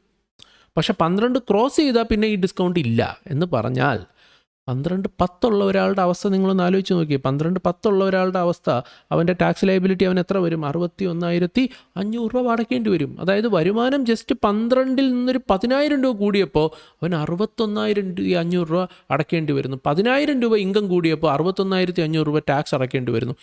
ഇതൊരു ന്യായമാണോ? ഇതാണ് ചോദ്യം. ഇതിനെ നമുക്കൊരു ന്യായമായി കണക്കാക്കാൻ കഴിയില്ല. അപ്പം അങ്ങനെ വരുമ്പോൾ വാട്ട് വുഡ് ഹാപ്പൻ? യെസ്, അപ്പോൾ 61,500-ൽ നിന്ന് നമുക്ക് ഒരു റിലീഫ് കിട്ടുകയാണ്. എങ്ങനെയാണ് മാർജിൻ റിലീഫ് കാൽക്കുലേറ്റ് ചെയ്യുക? ശരി, നിങ്ങളുടെ യഥാർത്ഥ ടാക്സ് ആദ്യം കാൽക്കുലേറ്റ് ചെയ്യുക. ശരി, നിങ്ങളുടെ ടാക്സ് എത്രയാണ് വന്നത്? 61,500. ഇതല്ലേ ടാക്സ്. നിങ്ങൾക്ക് ഇത് മാർജിൻ റിലീഫ് വേണം. അപ്പോൾ എങ്ങനെ മാർജിൻ റിലീഫ് കാൽക്കുലേറ്റ് ചെയ്യും? അതിൽ നിന്ന് നിങ്ങളുടെ ഇൻകം എത്രയാണ് കൂടിയത്? 12 ലക്ഷത്തിൽ നിന്ന് എത്രയാണ് കൂടിയെന്ന് നോക്കുക. കൂടിയത് എത്രയാണ്? 10,000 രൂപ. അപ്പോൾ എത്ര ഡിഫറൻസ് വരുന്നുണ്ട്? 51,500 രൂപ നിങ്ങൾക്ക് റിലീഫായിട്ട് എന്ത് ചെയ്യുകയാണ്? കിട്ടുകയാണ്. 10,000 രൂപ ഇൻകം കൂടിയപ്പോൾ ടാക്സ് 61,500 കൂടി. തമ്മിലുള്ള ഡിഫറൻസ് 51,500 നിങ്ങൾക്ക് റിലീഫായിട്ട് തരുന്നു. സോ അത് റിലീഫ് കുറച്ച് കഴിഞ്ഞാൽ your net tax liability will B 10,000 only. Yes, ഇത് നിങ്ങൾ വേണമെന്നുണ്ടെങ്കിൽ 12,40,000 ഇപ്പം നിങ്ങളുടെ ഇൻകം 12,40,000 ആയിരുന്നെങ്കിൽ എന്ത് സംഭവിക്കും? നിങ്ങൾക്കൊന്ന് കാൽക്കുലേറ്റ് ചെയ്ത് നോക്കാം. നിങ്ങളുടെ ആക്ച്വൽ ടാക്സ് അപ്പോൾ എത്ര വരും? നിങ്ങൾക്കൊന്ന് വെറുതെ കാൽക്കുലേറ്റ് ചെയ്ത് നോക്കാം. ആക്ച്വൽ ടാക്സ് എത്ര വരുന്നുണ്ട്? 12 ലക്ഷം രൂപ വരെ 60,000, 40,000-ന് യെസ്, സോ 60K പ്ലസ് ബാക്കി എക്സ്ട്രാ വന്നിരിക്കുന്ന 40Kയുടെ എത്ര പെർസെൻറ്റേജ് ആണ്? 15%. അപ്പോൾ എത്ര വരുന്നുണ്ട്? 66,000 ആണ് നിങ്ങളുടെ ആക്ച്വൽ ടാക്സ് വരുന്നത് അല്ലേ. ഇനി increase in income from 12 lakhs. 12 ലക്ഷത്തിൽ നിന്ന് നിങ്ങൾക്ക് എത്ര രൂപയുടെ ഇൻകമാണ് ഇൻക്രീസ് ആയത്? 40,000 രൂപയുടെ ഇൻകമാണ് ഇൻക്രീസ് ആയത്. സോ അങ്ങനെ വരുമ്പോൾ മാർജിനൽ റിലീഫ് എത്ര വരുന്നുണ്ടെന്ന് നോക്കിയേ. Your marginal relief is 26,000. ഇത് മാർജിൻ റിലീഫ് നിങ്ങളുടെ ആക്ച്വൽ ടാക്സിൽ നിന്ന് ലെസ് ചെയ്യും. സോ നിങ്ങളുടെ നെറ്റ് ടാക്സ് ലയബിലിറ്റി എത്ര വരും? നെറ്റ് ടാക്സ് ലയബിലിറ്റി എത്ര വരുന്നുണ്ട്? 66,000 നിങ്ങളുടെ actual tax liability minus margin relief 26,000 കുറച്ചാൽ നെറ്റ് ടാക്സ് ലയബിലിറ്റി എത്ര വരുന്നുണ്ട്? 40,000. കണ്ടോ, 12,40,000 ആയിരുന്നു നിങ്ങളുടെ ഇൻകം. അതിൻ്റെ ടാക്സ് എത്ര വന്നു? 66. അത് നിങ്ങൾ ആലോചിക്കണം. 12 ലക്ഷം രൂപ വരെ നിങ്ങൾ എന്ത് കൊടുക്കണ്ടായിരുന്നു? ടാക്സ് കൊടുക്കണ്ട, ഡിസ്കൗണ്ട് കാരണം. നിങ്ങളുടെ ഇൻകം ഒരു 40,000 കൂടിയപ്പോൾ ടാക്സ് 66,000 കൂടി അല്ലേ. ഇൻകം ജസ്റ്റ് 40,000 കൂടിയപ്പോൾ ടാക്സ് 66,000 കൂടി. എത്ര ഇൻകമാണോ കൂടിയത് അതിനേക്കാൾ കൂടുതലായി എന്തെന്ന് പറയുന്ന ടാക്സ്. അതുകൊണ്ടാണ് നിങ്ങൾക്ക് മാർജിൻ റിലീഫ് കിട്ടുന്നത്. മാർജിൻ റിലീഫ് നിങ്ങൾക്ക് 26,000 രൂപയുടെ മാർജിൻ റിലീഫ് കിട്ടുന്നു. സോ നെറ്റ് ലയബിലിറ്റി എത്ര വരുന്നുള്ളൂ? 40,000 രൂപയെ വരുന്നുള്ളൂ. So that is answer. Okay, പക്ഷെ നിങ്ങൾക്ക് എപ്പോഴും ഇങ്ങനെ മാർജിൻ റിലീഫ് കിട്ടുമോ? ഇല്ല, ഒരു പരിധിയുണ്ട്. അതായത് ഒരു അളവ് കഴിഞ്ഞാൽ പിന്നെ നിങ്ങൾക്ക് മാർജിൻ റിലീഫ് ഉണ്ടാവില്ല. കാരണം പിന്നെ നിങ്ങളുടെ ഇൻക്രീസ് ഇൻ ഇൻകം എന്ന് പറയുന്നത് ഇൻക്രീസ് ഇൻ ടാക്സിനേക്കാൾ കൂടുതലാവും. ഇവിടെ ഇപ്പോൾ നിങ്ങളുടെ ടാക്സ് ഇപ്പോൾ 66,000 ആയില്ലേ, എന്നാൽ ഇൻക്രീസ് ഇൻ ഇൻകം എത്രയേ ഉള്ളൂ? 40,000 ഉള്ളൂ. ഇത് കുറേ കഴിയുമ്പോഴത്തേക്കും ഇത് മാറും. നിങ്ങളുടെ ഇൻക്രീസ് ഇൻ ഇൻകം എന്ന് പറയുന്നത് ഇൻക്രീസ് ഇൻ ടാക്സിനേക്കാൾ മേളിൽ പോവും. ആ സമയത്ത് പിന്നെ നിങ്ങൾക്ക് എന്തുണ്ടാവത്തില്ല? മാർജിനൽ റിലീഫ് ഉണ്ടാവില്ല. അതാണ് ഇവിടെ നോട്ടിൽ വ്യക്തമായിട്ട് കൊടുത്തിരിക്കുന്നു. മാർജിൻ റിലീഫ് നോക്കിയാൽ margin relief equal positive value of tax on income. Positive value tax on income minus income in excess of 12 lakh. ഇത് തമ്മിൽ ഡിഫറൻസ് എടുക്കുമ്പോൾ പോസിറ്റീവ് ഫിഗർ ആണെങ്കിലേ നിങ്ങൾക്ക് എന്ത് കിട്ടത്തുള്ളൂ? മാർജിൻ റിലീഫ് ഉണ്ടാവുള്ളൂ. ഈ തമ്മിലുള്ള ഡിഫറൻസ് നെഗറ്റീവ് ആണെന്നുണ്ടെങ്കിൽ അതിനെ മാർജിൻ റിലീഫ് എന്ന് വിളിക്കാൻ പറ്റില്ല. ഇവിടെ നിങ്ങൾ കാൽക്കുലേറ്റ് ചെയ്തപ്പോൾ 61,500 അതാണ് ടാക്സ് ഓൺ ഇൻകവും 12 ലക്ഷത്തിന് മേളിലുള്ള 10,000 തമ്മിൽ ഡിഫറൻസ് എടുത്തപ്പോൾ 51,500 പോസിറ്റീവ് ഫിഗർ അല്ലേ. ഇവിടെ 26,000 പോസിറ്റീവ് ഫിഗർ അല്ലേ. ഇപ്പോൾ പോസിറ്റീവ് ഫിഗർ ആയതുകൊണ്ടാണ് നിങ്ങൾക്ക് എന്ത് കിട്ടിയത്? Margin relief. ഇനി നിങ്ങൾ കുറേ കഴിയുമ്പോഴത്തേക്കും നിങ്ങൾക്ക് പോസിറ്റീവ് ഫിഗർ അല്ലാതാവും. ഇപ്പം നിങ്ങൾക്ക് ഇവിടെ ഫിഗർ എമൗണ്ട് തന്നെ അവിടെ കൊടുത്തിട്ടുണ്ട്. 12,70,587 രൂപ വരെ മാത്രമേ പോസിറ്റീവ് ഫിഗർ ഉണ്ടാവത്തുള്ളൂ. 12,70,587 നിങ്ങൾക്ക് തന്നെ കാൽക്കുലേറ്റ് ചെയ്യാം. ഇതിനപ്പുറം പോയി കഴിഞ്ഞാൽ, ഈ ഒരു ഫിഗറിന് മേളിലോട്ട് നിങ്ങൾക്ക് പോയി കഴിഞ്ഞാൽ ഒരു 12,71,000 ജസ്റ്റ് നിങ്ങൾക്ക് തന്നെ കാൽക്കുലേറ്റ് ചെയ്ത് നോക്കാം. അത് കഴിഞ്ഞപ്പോൾ അവിടെ മുതൽ പിന്നെ നിങ്ങൾക്ക് എന്തില്ല, 12,70,587 അതിന് മേളിലേക്ക് നിങ്ങളുടെ വരുമാനം പോവുകയാണെങ്കിൽ നിങ്ങൾക്ക് എന്തുണ്ടാവില്ല, മാർജിനൽ റിലീഫ് ഉണ്ടാവില്ല എന്നാണ്. സോ എനിവേ ടാക്സ് കമ്പ്യൂട്ടേഷനിൽ ഓർത്തിരിക്കേണ്ട ഒരു കാര്യമാണ് ഞാനിപ്പോൾ ഇവിടെ പറഞ്ഞത്. ഇനി അടുത്തതായിട്ട് ഈ ന്യൂ ടാക്സ് റെജിമിൽ നമുക്ക് സർചാർജ് ഉണ്ട്. സർചാർജിൻ്റെ അർത്ഥം അഡീഷണൽ ഇൻകം ടാക്സ് എന്നാണ്. So surcharge on tax after rebate under section 87A. Surcharge എന്ന് പറഞ്ഞാൽ additional income tax, super tax, ടാക്സിന് മേളിൽ വരുന്ന ടാക്സ്. റിച്ച് ആയിട്ടുള്ള ആൾക്കാരാണ് ഈ സർചാർജ് കൊടുക്കേണ്ടത്. പാവപ്പെട്ട സാധാരണക്കാർക്ക് സർചാർജ് കൊടുക്കേണ്ട ആവശ്യം ഇല്ല. സോ നമുക്ക് എപ്പോഴാണ് സർചാർജ് വരുന്നതെന്ന് നോക്കിക്കോളാം. Total income does not exceed 50 lakhs. നിങ്ങളുടെ വരുമാനം 50 ലക്ഷം എക്സീഡ് ചെയ്യുന്നില്ല എന്നുണ്ടെങ്കിൽ സർചാർജ് എത്ര ശതമാനമാണ്? നിൽ. ഇനി ടോട്ടൽ ഇൻകം 50 ലക്ഷം എക്സീഡ് ചെയ്തു, പക്ഷേ 1 കോടി രൂപ എന്ത് ചെയ്യുന്നില്ല, എക്സീഡ് ചെയ്യുന്നില്ല. അതായത് 50 ലക്ഷത്തിനും 1 കോടി രൂപയ്ക്കും മധ്യേ ആണ് നിങ്ങളുടെ ഇൻകം. 50 ലക്ഷം ടു 1 കോടി, 50 ലക്ഷത്തിനും 1 കോടി രൂപയ്ക്കും ഇടയ്ക്കാണ് നിങ്ങളുടെ വരുമാനമെങ്കിൽ നിങ്ങൾക്ക് സർചാർജ് കൊടുക്കണം. എത്ര ശതമാനം സർചാർജ് കൊടുക്കണം? 10% സർചാർജ് കൊടുക്കേണ്ടതായിട്ടുണ്ട്. ഓക്കെ. സർചാർജ് കാൽക്കുലേറ്റ് ചെയ്യുന്നത് ഇൻകത്തിൻ്റെ മേളിലല്ല. ടാക്സ് കാൽക്കുലേറ്റ് ചെയ്യുന്നത് ഇൻകത്തിൻ്റെ മേളിലാണ്, പക്ഷേ സർചാർജ് കാൽക്കുലേറ്റ് ചെയ്യുന്നത് ടാക്സിന് മേളിലാണ്. ഓക്കെ, നമ്മളിതൊക്കെ ക്ലാസ്സിൽ ചെയ്തിട്ടുള്ളതാണ്. ഇനി 1 കോടി രൂപയ്ക്കും 2 കോടി രൂപയ്ക്കും മധ്യയാണ് നിങ്ങളുടെ ഇൻകമെങ്കിൽ ആദ്യം ടാക്സ് കാൽക്കുലേറ്റ് ചെയ്യുക. ആ ടാക്സിൻ്റെ 15% സർചാർജായിട്ട് കൊടുക്കണം. 2 കോടി രൂപയ്ക്ക് മേളിൽ പോയിട്ടുണ്ടെന്നുണ്ടെങ്കിൽ 25% സർചാർജ് കൊടുക്കേണ്ടത്.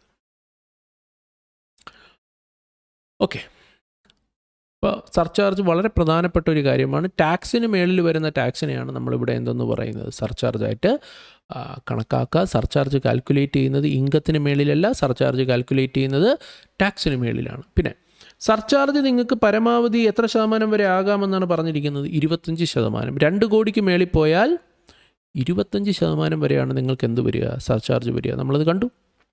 ഇനി ഇതിൽ നമ്മൾ ശ്രദ്ധിക്കേണ്ട ഒരു കാര്യം എന്താണെന്ന് വെച്ചാൽ, നിങ്ങളുടെ വരുമാനം, നിങ്ങളുടെ മൊത്തം വരുമാനത്തിനകത്ത് നമ്മൾ നേരത്തെ പറഞ്ഞ കുറച്ച് വരുമാനങ്ങളുണ്ട്. Like capital gain under section 111A, 112 long term capital gain, 112A long term capital gain arising from those certain specified capital assets like listed equity shares, listed equity oriented mutual funds, units of business trust. So ഇത്തരം capital assets transfer ചെയ്തു വരുന്ന capital gain income നിങ്ങളുടെ വരുമാനത്തിനകത്തുണ്ട്. അതുപോലെ തന്നെ നിങ്ങളുടെ വരുമാനത്തിനകത്ത് ഡിവിഡൻറ്റും ഉൾപ്പെടുന്നുണ്ട്. അങ്ങനെയാണെങ്കിൽ ആ വരുമാനത്തിൻ്റെ മേളിലുള്ള ടാക്സ് ഉണ്ടല്ലോ, ആ വരുമാനത്തിൻ്റെ മേളിലുള്ള ടാക്സ്, ആ ടാക്സിൻ്റെ മേളിൽ നിങ്ങൾ സർചാർജ്, ടാക്സിൻ്റെ മേളിലാണല്ലോ സർചാർജ് കാൽക്കുലേറ്റ് ചെയ്യുക. ടാക്സിന് മേളിൽ നിങ്ങൾക്ക് എന്തുണ്ട്? യെസ്, സർചാർജ് കാൽക്കുലേറ്റ് ചെയ്യുന്നുണ്ടെങ്കിൽ ആ സർചാർജ് പരമാവധി 15% വരെ ആപ്ലിക്കബിൾ ആവത്തുള്ളൂ. ഇപ്പം നിങ്ങളുടെ മൊത്തം വരുമാനം എന്താ നോക്കിയേ, 2 കോടിക്ക് മേളിലാണ്. 2 കോടിക്ക് മേളിൽ പോയാൽ സർചാർജ് 25% എന്നാണ് പറഞ്ഞത്. 2 കോടിക്ക് മേളിൽ പോയാൽ 25% എന്ന് പറഞ്ഞു. അപ്പം നിങ്ങളുടെ മൊത്തം വരുമാനം 2 കോടിക്ക് മേളിലാണ്. ഉദാഹരണത്തിന് 3 കോടി രൂപയാണ് നിങ്ങളുടെ മൊത്തം വരുമാനം. പക്ഷേ നിങ്ങളുടെ മൊത്തം വരുമാനത്തിനകത്ത് ഞാൻ ഈ പറഞ്ഞ 4 വരുമാനങ്ങളുണ്ട്. എന്തൊക്കെയാണ്? നിങ്ങളുടെ ആ 3 കോടിക്കകത്ത് ഡിവിഡൻ്റ് ഉണ്ട്, 3 കോടിക്കകത്ത് ഈ പറയുന്ന 3 ടൈപ്പിലുള്ള ക്യാപിറ്റൽ ഗെയിനൊക്കെ ഉണ്ടെന്ന് വെച്ചു. അങ്ങനെയാണെങ്കിൽ നിങ്ങളുടെ സർചാർജ് എത്രയായിരിക്കും? നിങ്ങൾ എന്ത് ചെയ്യണമെന്ന് വെച്ചാൽ ആദ്യം ആ 3 കോടി രൂപയുടെ മേളിലുള്ള ടാക്സ് കാൽക്കുലേറ്റ് ചെയ്യുക. ഓക്കെ, 3 കോടി രൂപയുടെ മേളിലുള്ള ടാക്സ്. എന്നിട്ട് ആ 3 കോടി രൂപയ്ക്കകത്ത് നിന്ന് ഡിവിഡൻറ്റിൻ്റെ ടാക്സ് എത്രയാണെന്ന് നിങ്ങൾ വേർതിരിച്ചെടുക്കണം. ഈ പറയുന്ന ക്യാപിറ്റൽ ഗെയിനുകളുടെ ടാക്സ് എത്രയാണ്? 3 കോടിയുടെ മൊത്തം ടാക്സ് കിട്ടിയല്ലോ, അതിൽ നിന്ന് ഡിവിഡൻറ്റിൻ്റെ ടാക്സ്, ഈ ക്യാപിറ്റൽ ഗെയിനുകളുടെ ടാക്സ് എല്ലാം സെപ്പറേറ്റ് ചെയ്യുക. എന്നിട്ട് ആ ടാക്സിൻ്റെ മേളിൽ നിങ്ങൾ എത്ര ശതമാനം സർചാർജ് അപ്ലൈ ചെയ്യാവൂ? 15%, 15% അപ്ലൈ ചെയ്യാവൂ. ബാക്കി വരുമാനത്തിൻ്റെ ടാക്സ് ഉണ്ടല്ലോ, business, salary, capital gain, other source, ഇങ്ങനെയൊക്കെയുള്ള വരുമാനം ഉണ്ടല്ലോ. ആ വരുമാനത്തിൻ്റെ ടാക്സിൻ്റെ മേളിൽ നിങ്ങൾക്ക് എത്ര ശതമാനം അപ്ലൈ ചെയ്യാം? 25% അപ്ലൈ ചെയ്യാം. സോ നിങ്ങളുടെ മൊത്തം വരുമാനം 2 കോടിക്ക് മേളിൽ പോയാൽ 25% സർചാർജ് എന്ന് കണ്ണും പൂട്ടി പറയരുത്. നിങ്ങൾ നോക്കണം ആ മൊത്തം വരുമാനത്തിനകത്ത് ഈ പറയുന്ന വരുമാനങ്ങൾ ഉണ്ടോ എന്ന് നോക്കുക. ഉണ്ടെങ്കിൽ ഈ വരുമാനത്തിൻ്റെ ടാക്സിനെ നിങ്ങൾ സെപ്പറേറ്റ് ചെയ്തെടുക്കണം. ആ ടാക്സിൻ്റെ മേളിൽ മാക്സിമം എത്ര പെർസെൻറ്റേജ് അപ്ലൈ ചെയ്യാൻ പാടുള്ളൂ? 15% സർചാർജ് അപ്ലൈ ചെയ്യാൻ പാടുള്ളൂ. So that is a point you need to look into it. Okay, സർചാർജും കാൽക്കുലേറ്റ് ചെയ്ത് കഴിഞ്ഞാൽ പിന്നെ മൂന്നാമതായിട്ട് വരുന്ന സാധനം ഹെൽത്ത് ആൻഡ് എഡ്യൂക്കേഷൻ സെസ് ആണ്. ഹെൽത്ത് ആൻഡ് എഡ്യൂക്കേഷൻ സെസ് ഇത് ആപ്ലിക്കബിൾ ആകുന്നത് ആരുടെ കൈവശമാണ്? ഇത് എല്ലാ തരം അസസീസും ഇത് പേ ചെയ്യണം. എല്ലാ assessee, irrespective of there income, irrespective of there residential status, irrespective of their constitution, they need to pay, everyone need to pay health and education cess. പിന്നെ ഈ health and education cess calculate ചെയ്യുന്നത് tax ലയബിലിറ്റിയുടെ മേളിലാണ്. Tax liability എന്ന് പറഞ്ഞാൽ അതിനകത്ത് income tax മാത്രമായിരിക്കാം, അല്ലെങ്കിൽ income tax plus surcharge ഉണ്ടായിരിക്കും. ഇത് രണ്ടും കൂടി ആഡ് ചെയ്തെടുക്കുന്ന മൊത്തം എമൗണ്ടിന്, ഇപ്പോൾ 50 ലക്ഷം രൂപയ്ക്ക് താഴെയുള്ള ഒരാളാണെങ്കിൽ അയാൾക്ക് ഇൻകം ടാക്സ് ലയബിലിറ്റി മാത്രമേ ഉണ്ടാവുള്ളൂ. 50 ലക്ഷത്തിന് മേളിലുള്ള ഒരാളാണെങ്കിൽ ഇൻകം ടാക്സ് പ്ലസ് സർചാർജ് ഉണ്ടാവും. ഇത് രണ്ടും കൂടി ആഡ് ചെയ്തെടുത്തിട്ട് അതിൻ്റെ മേളിൽ എത്ര ശതമാനമാണ്? 4%, 4% health and education cess calculate ചെയ്യുക. ഓക്കെ, സോ ഇതൊക്കെ നമ്മൾ ക്ലാസ്സിൽ വിശദമായി പഠിച്ചിട്ടുള്ള കാര്യം തന്നെയാണ്. ഞാനിതിപ്പോൾ ഇവിടെ ടാക്സ് റേറ്റ് ഇപ്പോൾ ഞാനത് എടുത്ത് പറയേണ്ട റീസൺ എന്താണെന്ന് വെച്ചാൽ, നിങ്ങൾക്ക് സ്ലാബ് റേറ്റിൽ മാറ്റം വന്നു, അതാണ് ഒന്നാമത്തെ കാര്യം. പിന്നെ റിബേറ്റിൽ മാറ്റം വന്നു. റിബേറ്റിൽ 60,000 രൂപ വരെ ഇപ്പോൾ റിബേറ്റ് ഉണ്ട്. 12 ലക്ഷം രൂപ വരെ വരുമാനമുള്ളവർക്ക് 60,000 രൂപ വരെ റിബേറ്റ് കിട്ടുന്നു എന്നുള്ളൊരു വലിയ ചേഞ്ച് വന്നു. അതുകൊണ്ടാണ് നമ്മൾ ആ പോയിൻ്റ് എടുത്ത് പറഞ്ഞ് വിത്ത് എക്സാമ്പിൾ പറഞ്ഞ് അതിൻ്റെ മാർജിൻ റിലീഫ് നമ്മൾ കാൽക്കുലേറ്റ് ചെയ്തത്. പിന്നെ സർചാർജും എക്സ്പ്ലെയിൻ ചെയ്തത്. ഇനി ടാക്സ് റേറ്റ് ഓൾഡ് റെജിമിൽ ഒരു ചേഞ്ചും ഇല്ല. ഓൾഡ് റെജിമിൽ നിങ്ങൾ ഓൾഡ് റെജിം അല്ലെങ്കിൽ ഓപ്ഷണൽ ടാക്സ് റെജിമിലാണ് നിങ്ങൾ ഇൻകം കാൽക്കുലേറ്റ് ചെയ്യുന്നതെങ്കിൽ നിങ്ങളുടെ ടാക്സ് കമ്പ്യൂട്ടേഷനിൽ ഒരു വ്യത്യാസവും ഇല്ല. മുമ്പ് എന്താണോ പഠിച്ചത് അതേപടി തന്നെ ഇവിടെ ആപ്ലിക്കബിൾ ആവും. അതുകൊണ്ട് ഞാനത് വീണ്ടും നിങ്ങളൊരു റൗണ്ട് പഠിച്ചു കഴിഞ്ഞ ആൾക്കാരായതുകൊണ്ട് ഈ അമെൻമെൻറ്റ് ക്ലാസ് പഠിച്ചു കഴിഞ്ഞവർക്ക് മാത്രമേ ഗുണകരമാവത്തുള്ളൂ അല്ലെങ്കിൽ തന്നെ. അപ്പോൾ അതുകൊണ്ട് ഞാൻ വീണ്ടും അത് ആദ്യം മുതലേ ഞാനത് പറയാൻ നിൽക്കുന്നില്ല. സൂപ്പർ സീനിയർ സിറ്റിസൺ ആണെന്നുണ്ടെങ്കിൽ, സൂപ്പർ സീനിയർ എന്ന് പറഞ്ഞാൽ ആരെയാണ് ഉദ്ദേശിക്കുന്നത്? അയാളൊരു ഇൻഡിവിജ്വൽ ആയിരിക്കണം, അയാൾ ഇന്ത്യയിൽ റെസിഡൻ്റ് ആയിരിക്കണം, അയാൾക്ക് ഈ വർഷം 80 വയസ്സ് തികഞ്ഞിരിക്കണം. ഈ വർഷം any time during the previous year, relevant previous year 80 വയസ്സ്. അപ്പോൾ 3 കണ്ടീഷനാണ് നോക്കേണ്ടത്. സൂപ്പർ സീനിയർ എന്ന് വിളിക്കണമെന്നുണ്ടെങ്കിൽ ഒന്നാമതായിട്ട് അയാൾ എന്തായിരിക്കണം? ഇൻഡിവിജ്വൽ ആയിരിക്കണം, അയാൾ റെസിഡൻ്റ് ആയിരിക്കണം, 80 വയസ്സ് തികഞ്ഞിരിക്കണം ഈ വർഷം. അങ്ങനെയുള്ള ഒരാളാണെങ്കിൽ ഓൾഡ് ടാക്സ് റെജിമിലാണ് ഇൻകം കാൽക്കുലേറ്റ് ചെയ്യുന്നതെങ്കിൽ ആദ്യത്തെ 5 ലക്ഷം രൂപ വരെ എന്ത് ചെയ്യേണ്ട? ടാക്സ് പേ ചെയ്യേണ്ട. 5 ലക്ഷത്തിനും 10 ലക്ഷത്തിനും ഇടയ്ക്കാണെങ്കിൽ 20%, 10 ലക്ഷത്തിന് മേളിലാണെങ്കിൽ 30%. അതായത് 5 ലക്ഷത്തിനും 10 ലക്ഷത്തിനും 6 ലക്ഷം ആണെങ്കിൽ ആദ്യത്തെ 5 ലക്ഷത്തിന് ടാക്സ് ഇല്ല. പിന്നെ 5 ലക്ഷം കഴിഞ്ഞിട്ട് വരുന്ന പോർഷൻ 5നും 10നും ഇടയ്ക്കുള്ള ഇൻകം ആണെന്നുണ്ടെങ്കിൽ അതിന് 20%. ഇനി 10 ലക്ഷത്തിന് മേളിലാണെങ്കിൽ ആദ്യത്തെ 5 ലക്ഷത്തിന് ടാക്സ് ഇല്ല. 5നും 10നും ഇടയ്ക്കുള്ള 5 ലക്ഷത്തിന് 20%, ബാലൻസ് വരുന്നതിന് 30%മാണ് ടാക്സ് പേ ചെയ്യേണ്ടി വരുന്നത്. ഇവിടെ സീനിയർ സിറ്റിസൺ എന്ന് പറയുന്നത് ആണാകാം പെണ്ണാകാം, അങ്ങനെ വ്യത്യാസമൊന്നും ഇല്ല. ഇനി സീനിയർ സിറ്റിസൺ ആണെന്നുണ്ടെങ്കിൽ ആരെയാണ്?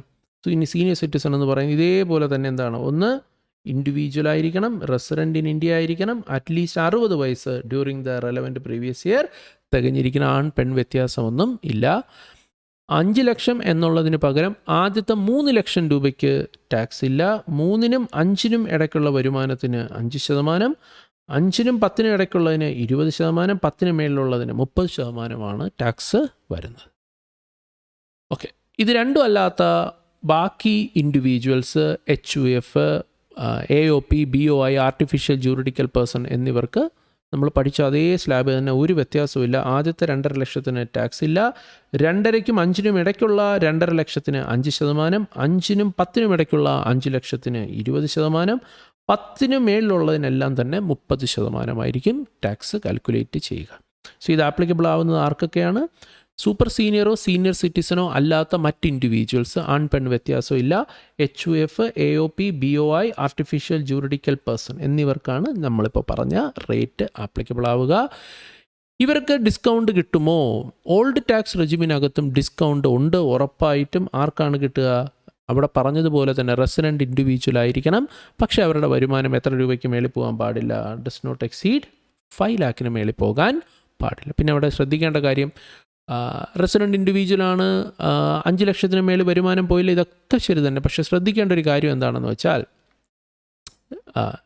റിബേറ്റ് നിങ്ങളുടെ വരുമാനത്തിനകത്ത് 112A പ്രകാരമുള്ള ക്യാപിറ്റൽ ഗെയിൻ ഉണ്ടെങ്കിൽ, നിങ്ങളുടെ മൊത്തം വരുമാനത്തിനകത്ത് 112A, അവിടെ വ്യക്തമായിട്ട് പറയുന്ന ഏത് മാത്രം, 112A പ്രകാരമുള്ള ലോങ് ടേം ക്യാപിറ്റൽ ഗെയിൻ ഉൾപ്പെട്ടിട്ടുണ്ടെങ്കിൽ ആ ക്യാപിറ്റൽ ഗെയിനിൻ്റെ ടാക്സിന് മേളിൽ നിങ്ങൾക്ക് ഈ റിബേറ്റ് കിട്ടത്തില്ല. നമ്മളവിടെ പക്ഷേ 3 സെക്ഷൻ കണ്ടു, 111A, 112, 112A. ഇവിടെ ഏത് മാത്രമേ പറയുന്നുള്ളൂ? 112A മാത്രമേ പറയുന്നുള്ളൂ. സർചാർജ് എല്ലാം തന്നെ ഏതാണ്ട് സിമിലർ പോലെ തന്നെയാണ്. ആ ഒരു കാര്യം, എത്ര രൂപ വരെയാണ് റിബേറ്റ് കിട്ടുക? ഒന്നുകിൽ 100% ടാക്സ് ലയബിലിറ്റി, അല്ലെങ്കിൽ 12,500. ഇതൊക്കെ നമ്മൾ ക്ലാസ്സിൽ പഠിച്ചിട്ടുള്ളതാണ്. വിശദമായി ടാക്സ് കാൽക്കുലേറ്റ് ചെയ്ത് പഠിച്ചിട്ടുണ്ട്. ഇനി സർചാർജ് 50 ലക്ഷം രൂപ വരെ വരുമാനമുള്ളവർക്ക് സർചാർജ് കൊടുക്കണ്ട. 50 ലക്ഷത്തിനും 1 കോടിക്കും മധ്യയാണ് നിങ്ങളുടെ വരുമാനമെങ്കിൽ 10%, 1 കോടിക്കും 2 കോടിക്കും ഇടയ്ക്കാണെങ്കിൽ 15%, 2 കോടിക്കും 5 കോടിക്കും ഇടയ്ക്കാണെങ്കിൽ 25%, 5 കോടിക്കും മേളിലാണെങ്കിൽ 37% നിങ്ങളുടെ ടാക്സിന് മേളിൽ you need to pay surcharge. പിന്നെ ശ്രദ്ധിക്കേണ്ട ഒരു കാര്യം, ഇവിടെ 25-ൻ്റെയും 37-ൻ്റെയും മേളിൽ നിങ്ങൾക്ക് സ്റ്റാർ കാണാൻ പറ്റും. അത് ഉദ്ദേശിക്കുന്ന ഇത്രയേ ഉള്ളൂ, നിങ്ങളുടെ മൊത്തം വരുമാനത്തിനകത്ത് ആ 4 വരുമാനങ്ങൾ ഏതൊക്കെയാണ്? 4 വരുമാനങ്ങൾ, ഒന്ന് ഡിവിഡൻഡ്, പിന്നൊന്ന് 111, 112, 112A എന്നീ സെക്ഷനുകളിൽ പറയുന്ന ക്യാപിറ്റൽ ഗെയിനുകൾ ഉൾപ്പെട്ടിട്ടുണ്ടെങ്കിൽ ഈ വരുമാനത്തിൻ്റെ ടാക്സ്, ഈ വരുമാനങ്ങളുടെ ടാക്സിന് മേളിൽ പരമാവധി അപ്ലൈ ചെയ്യാൻ പറ്റുന്ന സർചാർജ് റേറ്റ് 15% ആയിരിക്കും. 15%-ന് മേളിൽ സർചാർജ് വരാൻ പാടില്ല. നിങ്ങളുടെ മൊത്തം വരുമാനം ഈ പറഞ്ഞതുപോലെ ചിലപ്പോൾ 2 കോടിക്ക് മേളിലായിരിക്കാം. 2 കോടിക്ക് മേളിൽ പോയി കഴിഞ്ഞാൽ 25% ടാക്സ് സർചാർജ് വരുമെന്നല്ലേ പറയുന്നു. 5 കോടിക്ക് മേളിൽ പോയാൽ 37% ടാക്സ്. പക്ഷേ നിങ്ങളുടെ വരുമാനത്തിനകത്ത് ഈ പറയുന്ന വരുമാനങ്ങളുണ്ടെങ്കിൽ ഈ വരുമാനങ്ങളുടെ ടാക്സിന് മേളിൽ നിങ്ങൾ സർചാർജ് കാൽക്കുലേറ്റ് ചെയ്യുമ്പോൾ പരമാവധി അപ്ലൈ ചെയ്യാൻ പറ്റുന്ന സർചാർജ് റേറ്റ് 15% ആയിരിക്കും. അതാണ് നമ്മളിവിടെ ഓർത്ത് വയ്ക്കേണ്ട പ്രധാനപ്പെട്ട കാര്യം. പിന്നെ ഓൾഡ് ടാക്സ് റെജിമിലും നിങ്ങൾക്ക് ഹെൽത്ത് ആൻഡ് എഡ്യൂക്കേഷൻ സെസ് നിങ്ങൾ പേ ചെയ്യണം. എല്ലാത്തരം assessees irrespective of their constitution, residential status, their income limit, they need to pay health and education cess, and it is calculated on total tax plus surcharge if any at the rate of 4%. ഇനി partnership firms LLP, വലിയ ചേഞ്ചൊന്നുമില്ല, ഒരു ചേഞ്ചുമില്ല. Partnership firm LLPക്കും ഈ പറഞ്ഞതുപോലെ 2 രീതിയിൽ income ഒന്ന് calculate ചെയ്യാൻ പറ്റത്തില്ല. Old regime new regime പരിപാടിയൊന്നുമില്ല, ഒറ്റ രീതിയിലേ കാൽക്കുലേറ്റ് ചെയ്യാൻ പറ്റത്തുള്ളൂ. അവരുടെ മൊത്തം വരുമാനത്തിൻ്റെ മേളിൽ അവർക്ക് ഫിക്സഡ് ടാക്സ് റേറ്റ് ആണ്, സ്ലാബ് റേറ്റ് ഒന്നും ആപ്ലിക്കബിൾ അല്ല, 30%. സർചാർജിനും ലിമിറ്റ് ഒന്നുമില്ല. ഇവിടെ പറയണം 1 കോടി രൂപയ്ക്ക് മേളിൽ പോവുകയാണെന്നുണ്ടെങ്കിൽ 12%, 1 കോടി രൂപ വരെ ആണെങ്കിൽ എന്താണ്? സർചാർജ് ഇല്ല. മാർജിനൽ റിലീഫ് ഉണ്ടോ? അതായത് ഈ സർചാർജ് ഉള്ളവർക്ക് മാർജിനൽ റിലീഫ് ഉണ്ട്, നമ്മളത് പഠിച്ചിട്ടുള്ളതാണ്. സർചാർജ് വരുന്ന ആൾക്കാർക്ക് മാർജിനൽ റിലീഫ് വരും. ഇപ്പോൾ ഞാൻ നേരത്തെ പറഞ്ഞ കേസ്,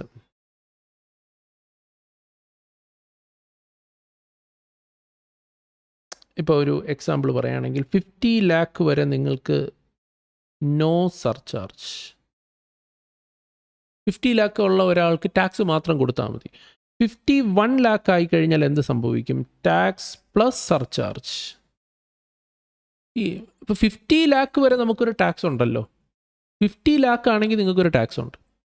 51 lakh ആയാൽ, അതായത് ജസ്റ്റ് 1 ലക്ഷം രൂപ കൂടിയാൽ നിങ്ങൾക്ക് വരുന്ന ടാക്സിൽ വരുന്ന ഇൻക്രിമെൻ്റ് എന്ന് പറയുന്ന ഒരുപക്ഷെ ഈ പറയുന്ന 1 ലക്ഷത്തേക്കാൾ കൂടും. നിങ്ങളുടെ ഇൻകം 1 ലക്ഷം കൂടും, പക്ഷേ അത് കാരണം നിങ്ങൾക്കുണ്ട് ഇൻകം 1 ലക്ഷം കൂടിയത് കാരണം നിങ്ങൾക്കുണ്ടായിട്ടുള്ള ആ ടാക്സ് ബർഡൻ എന്ന് പറയുന്നത് 1 ലക്ഷത്തിൽ കൂടുതലായിരിക്കും. അപ്പോൾ അങ്ങനെ വരുമ്പോൾ there you will get marginal relief. ആ മാർജിൻ റിലീഫ് നിങ്ങൾക്ക് ലഭിക്കും എന്ന് തന്നെയാണ്. അത് ഇൻഡിവിജ്വൽ ആയാലും ലഭിക്കും, HUA ഫേം, AOP BOI മാത്രമല്ല, ഇവിടെ പാർട്ണർഷിപ്പ് ഫേമിൻ്റെ കേസിലും നിങ്ങൾക്ക് എന്ത് ലഭിക്കുന്നതായിരിക്കും, മാർജിനൽ റിലീഫ്. നമ്മളതൊക്കെ ക്ലാസ്സിൽ പഠിച്ചിട്ടുള്ള കാര്യം തന്നെയാണ്. Then health and education cess എത്ര ശതമാനമാണ്? എഗെയിൻ വ്യത്യാസമൊന്നുമില്ല, 4% of tax liability plus surcharge if any. ഇനി കമ്പനികളുടെ കേസിലേക്ക് വരുമ്പോൾ കമ്പനി എത്ര ശതമാനം ടാക്സാണ് പേ ചെയ്യുക? ആദ്യം നമ്മൾ നോക്കുന്നത് ഡൊമസ്റ്റിക് കമ്പനികളുടെ കാര്യമാണ്. ഡൊമസ്റ്റിക് കമ്പനികളുടെ ടാക്സ് കാൽക്കുലേറ്റ് ചെയ്യണമെങ്കിൽ നമ്മുടെ ഈ വർഷത്തെ വരുമാനത്തിന് എത്ര ശതമാനം ടാക്സ് അടയ്ക്കണം ഡൊമസ്റ്റിക് കമ്പനി എന്ന് പറഞ്ഞാൽ ഇന്ത്യൻ കമ്പനികളെന്ന് മാത്രമല്ല, ഇന്ത്യക്കകത്ത് പൂർണ്ണമായും പ്രവർത്തിക്കുന്ന ഫോറിൻ കമ്പനികളെയും നമ്മൾ ഡൊമസ്റ്റിക് കമ്പനി എന്ന് തന്നെയാണ് പറയുക. ഇന്ത്യക്കകത്ത് തന്നെ ബോർഡ് കൂടുന്ന, അക്കൗണ്ട്സ് സൂക്ഷിക്കുന്ന പ്രവർത്തനങ്ങളുള്ള ഫോറിൻ കമ്പനികളെയും നമ്മൾ ഡൊമസ്റ്റിക് കമ്പനി എന്ന് തന്നെയാണ് പറയുക. ഡൊമസ്റ്റിക് കമ്പനികൾ ഈ വർഷത്തെ വരുമാനത്തിന് എത്ര ടാക്സ് കൊടുക്കണം എന്നുള്ളത്, ഈ വർഷം എത്ര ടാക്സ് കൊടുക്കണം, ഈ വർഷത്തെ വരുമാനത്തിന് എത്ര ടാക്സ് കൊടുക്കണമെന്നുള്ളത് ഇതിന് തൊട്ട് മുന്നത്തെ വർഷം, ഇതിൻ്റെ തൊട്ട് മുന്നേ. ഇപ്പോൾ ഇതിപ്പോൾ നമ്മളിപ്പോൾ ഡിസ്കസ് ചെയ്തുകൊണ്ടിരിക്കുന്നത് പ്രീവിയസ് ഇയർ 2025-26 ആണ്. 25-26 വരുമാനത്തിന് എത്ര ടാക്സ് കൊടുക്കണം ഇത് അറിയണമെന്നുണ്ടെങ്കിൽ, ഇതിന് എത്ര ടാക്സ് കൊടുക്കണം എന്നുള്ളത് അറിയണമെന്നുണ്ടെങ്കിൽ ഇതിൻ്റെ തൊട്ട് മുന്നത്തെന്ന് പറഞ്ഞാൽ ഏതാണ് വരിക? 24-25 ഇത് നമ്മൾ നോക്കണ്ട. ഇതിന് തൊട്ട് മുന്നത്തത് എന്ന് പറയുമ്പോൾ പ്രീവിയസ് ഇയർ 2023-24 23-24 എടുക്കുക. 23-24 നിങ്ങൾ എത്ര ടേൺ ഓവർ ഉണ്ട് എന്ന് നോക്കുക. അതെന്തുകൊണ്ടാണെന്ന് വെച്ചാൽ ഇപ്പോൾ 25-26 എത്ര ടാക്സ് കൊടുക്കണം എന്നുള്ളത് അറിയണമെങ്കിൽ നിങ്ങൾക്ക് 24-25 ടേൺ ഓവർ നോക്കാത്തത്. കാരണം 25-26 ആരംഭിക്കുമ്പോൾ 24-25 അക്കൗണ്ട്സ് കംപ്ലീറ്റ് ആയിട്ടുണ്ടാവില്ല, ഓഡിറ്റ് പൂർത്തിയായിട്ടുണ്ടാവില്ല, ബോർഡ് മീറ്റിംഗ് പോലും കൂടിയിട്ടുണ്ടാവില്ല. ഓക്കെ, ഇതൊന്നും ആയിട്ടുണ്ടാവില്ല. അതുകൊണ്ടാണ് 24-25 നോക്കാതെ അതിന് മുന്നത്തെ വർഷത്തെ നോക്കാൻ പറയുന്നത്. അത് 23-24 ആണ്. 23-24 നിങ്ങളുടെ ടേൺ ഓവർ എത്ര? അത് 400 കോടി രൂപ എക്സീഡ് ചെയ്യുന്നില്ല എങ്കിൽ, if it does not exceed 400 CR, 400 കോടി രൂപ എക്സീഡ് ചെയ്തിട്ടില്ല, അങ്ങനെയാണെങ്കിൽ നിങ്ങൾ ഈ വർഷത്തെ വരുമാനത്തിന് എത്ര ശതമാനം ടാക്സ് കൊടുത്താൽ മതി? 25%. ഇനി എനി അതർ കേസ് എന്ന് പറഞ്ഞു കഴിഞ്ഞാൽ 400 കോടി എക്സീഡ് ചെയ്തെന്ന് വെച്ചോ, അങ്ങനെയാണെങ്കിൽ ഈ വർഷത്തെ വരുമാനത്തിന് നിങ്ങൾ 30% ടാക്സ് കൊടുക്കണം. ഇനി നിങ്ങൾ ഫോറിൻ കമ്പനി ആണെങ്കിൽ, ഓർത്തിരുന്നു വ്യത്യാസമുണ്ട്, ഫോറിൻ കമ്പനി ആണെങ്കിൽ ഇതൊന്നും നോക്കണ്ട, ഫ്ലാറ്റ് എത്ര % ആണ്? 35% ആണ് നിങ്ങൾക്ക് ടാക്സ് കൊടുക്കേണ്ടി വരുന്നത്. ഇനി കമ്പനികൾക്ക് സർചാർജ് ഉണ്ടോ? ഉണ്ട്. മൊത്തം വരുമാനം നോക്കിയിട്ടാണ്. ഡൊമസ്റ്റിക് കമ്പനിക്കും ഫോറിൻ കമ്പനിക്കും വെവ്വേറെ സ്ലാബ് റേറ്റ് ആണ് നിങ്ങൾക്ക് സർചാർജിന് പറഞ്ഞിരിക്കുന്നത്. ആദ്യം താഴെ തുടങ്ങാം. 1 കോടി രൂപ എക്സീഡ് ചെയ്യുന്നില്ല വരുമാനം, 1 കോടി രൂപയ്ക്ക്, ഈ വർഷത്തെ വരുമാനം 1 കോടി രൂപയ്ക്ക് താഴെയാണെങ്കിൽ 2 കമ്പനികളും സർചാർജ് കൊടുക്കേണ്ട ആവശ്യമില്ല. ഇനി 1 കോടി രൂപ എക്സീഡ് ചെയ്തിട്ടുണ്ട്, പക്ഷേ 10 കോടി രൂപ വരെ ഉള്ളൂ, 10 കോടി എക്സീഡ് ചെയ്തിട്ടില്ല, അങ്ങനെയാണെങ്കിൽ ഡൊമസ്റ്റിക് കമ്പനികൾ 7%, ഫോറിൻ കമ്പനികൾ വെറും 2% സർചാർജ് പേ ചെയ്താൽ മതി. ഇനി 10 കോടി രൂപയ്ക്ക് മേളിൽ വരുമാനം പോയിട്ടുണ്ടെങ്കിൽ നിങ്ങളുടെ ടാക്സിൻ്റെ 12% ഡൊമസ്റ്റിക് കമ്പനികൾ സർചാർജ് പേ ചെയ്യണം. ഫോറിൻ കമ്പനി അതിൻ്റെ സ്ഥാനത്ത് എത്ര പേ ചെയ്താൽ മതി? 5% സർചാർജ് പേ ചെയ്താൽ മതി. പിന്നെ സർചാർജ് പേ ചെയ്യുന്നത് കൊണ്ട് തന്നെ മാർജിനൽ റിലീഫ് ഉണ്ടാകുമോ? ഉറപ്പായിട്ടും മാർജിനൽ റിലീഫ് ഉണ്ടാകും. യെസ്. ഇനി health and education സെസ്സോ?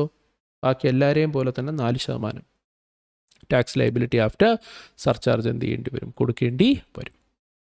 So this is the tax rate changes regarding what various types of persons. എത്ര ശതമാനം ടാക്സ് പേ ചെയ്യണമെന്നുള്ളതാണ് നമ്മളിപ്പോൾ ഇവിടെ കണ്ടത്. അതിൽ 115 BAC individual HUF AOP BOI artificial juridical പേഴ്സണിലാണ് വലിയ ചേഞ്ച് വന്നിരിക്കുന്നത്. കമ്പനികളുടെ കാര്യത്തിലും LLPയുടെ കാര്യത്തിലും വലിയ ചേഞ്ച് വന്നിട്ടില്ല. പിന്നെ ഫോറിൻ കമ്പനിയുടെ കാര്യത്തിൽ 35% ഒന്ന് ഓർത്തിരിക്കുക, അത് വളരെ ഇമ്പോർട്ടൻ്റ് ആണ്. മുമ്പ് അത് 40% ആയിരുന്നു, അതിപ്പോൾ 35 മാറിയിട്ടുണ്ട്, അതൊന്ന് ഓർത്തിരുന്നാൽ മതി. നമ്മുടെ റേറ്റ് ഓഫ് ടാക്സിൽ വന്നിരിക്കുന്ന ചേഞ്ചസിന് ശേഷം we are going to discuss a major change വന്നത് ഈ സ്കോപ്പ് ഓഫ് ടോട്ടൽ ഇൻകം എന്ന് പറയുന്ന ചാപ്റ്ററിലാണ്. ഈ സ്കോപ്പ് ഓഫ് ടോട്ടൽ ഇൻകം ചാപ്റ്ററിലെ section 9 income deemed to accrue or arise in India. അപ്പോൾ അതിൽ നമ്മൾ പറയുന്നൊരു പോയിൻ്റ് ഉണ്ട്. നിങ്ങൾക്ക് ബിസിനസ് കണക്ഷൻ, ഇന്ത്യയുമായി എന്തെങ്കിലും തരത്തിലുള്ള ബിസിനസ് കണക്ഷൻ ഉണ്ടെങ്കിൽ ആ ബിസിനസ് കണക്ഷൻ വഴി ഉണ്ടാകുന്ന വരുമാനം ഇന്ത്യയിൽ അക്രൂ ചെയ്തതായി കണക്കാക്കും. സോ എന്താണ് ബിസിനസ് കണക്ഷൻ, എങ്ങനെയാണ് ബിസിനസ് കണക്ഷൻ ഉണ്ടാവുക എന്നൊക്കെ ഉള്ളത് നമ്മൾ കണ്ടിട്ടുള്ളതാണ്. ഇപ്പോൾ ഈ ബിസിനസ് കണക്ഷൻ എന്ന വാക്കിൻ്റെ ഒരു എക്സ്പ്ലനേഷനിൽ ഒരു ചെറിയ ചേഞ്ച് വന്നിട്ടുണ്ട്. അത് എക്സാമിനേഷൻ പോയിൻ്റ് ഓഫ് വ്യൂവിൽ വലിയ അർത്ഥത്തിൽ ചോദിക്കണമെന്ന് നിർബന്ധമില്ല. പക്ഷേ വേണമെങ്കിൽ എന്ത് ചെയ്യാം, MCQവിനകത്തൊക്കെ നമുക്ക് കയറ്റി ചോദിക്കാവുന്നൊരു പോയിൻ്റാണ്. സോ എന്താണെന്നുള്ള കാര്യം പറയാം. അപ്പോൾ അതിലിവിടെ തുടക്കത്തിൽ പറയുന്നത് എന്താണെന്ന് വെച്ചാൽ, ഇപ്പം നമുക്കിപ്പോൾ ബിസിനസ് കണക്ഷൻ ഉണ്ട്, ഇന്ത്യയുമായി ബിസിനസ് കണക്ഷൻ ഉണ്ടെങ്കിൽ, ഇന്ത്യയിൽ ബിസിനസ് കണക്ഷൻ ഉണ്ടെങ്കിൽ ആ ബിസിനസ് കണക്ഷനിലൂടെ നമുക്ക് കിട്ടുന്ന വരുമാനം, നിങ്ങളൊരു നോൺ റെസിഡൻ്റ് ആണ് എങ്കിൽ അത് ഇന്ത്യയിൽ അക്രൂ ചെയ്തതായി കണക്കാക്കും. അതിന് നിങ്ങൾ എന്ത് കൊടുക്കേണ്ടി വരും, ടാക്സ് പേ ചെയ്യേണ്ടി വരും എന്നുള്ളത് നമുക്ക് അറിയാം.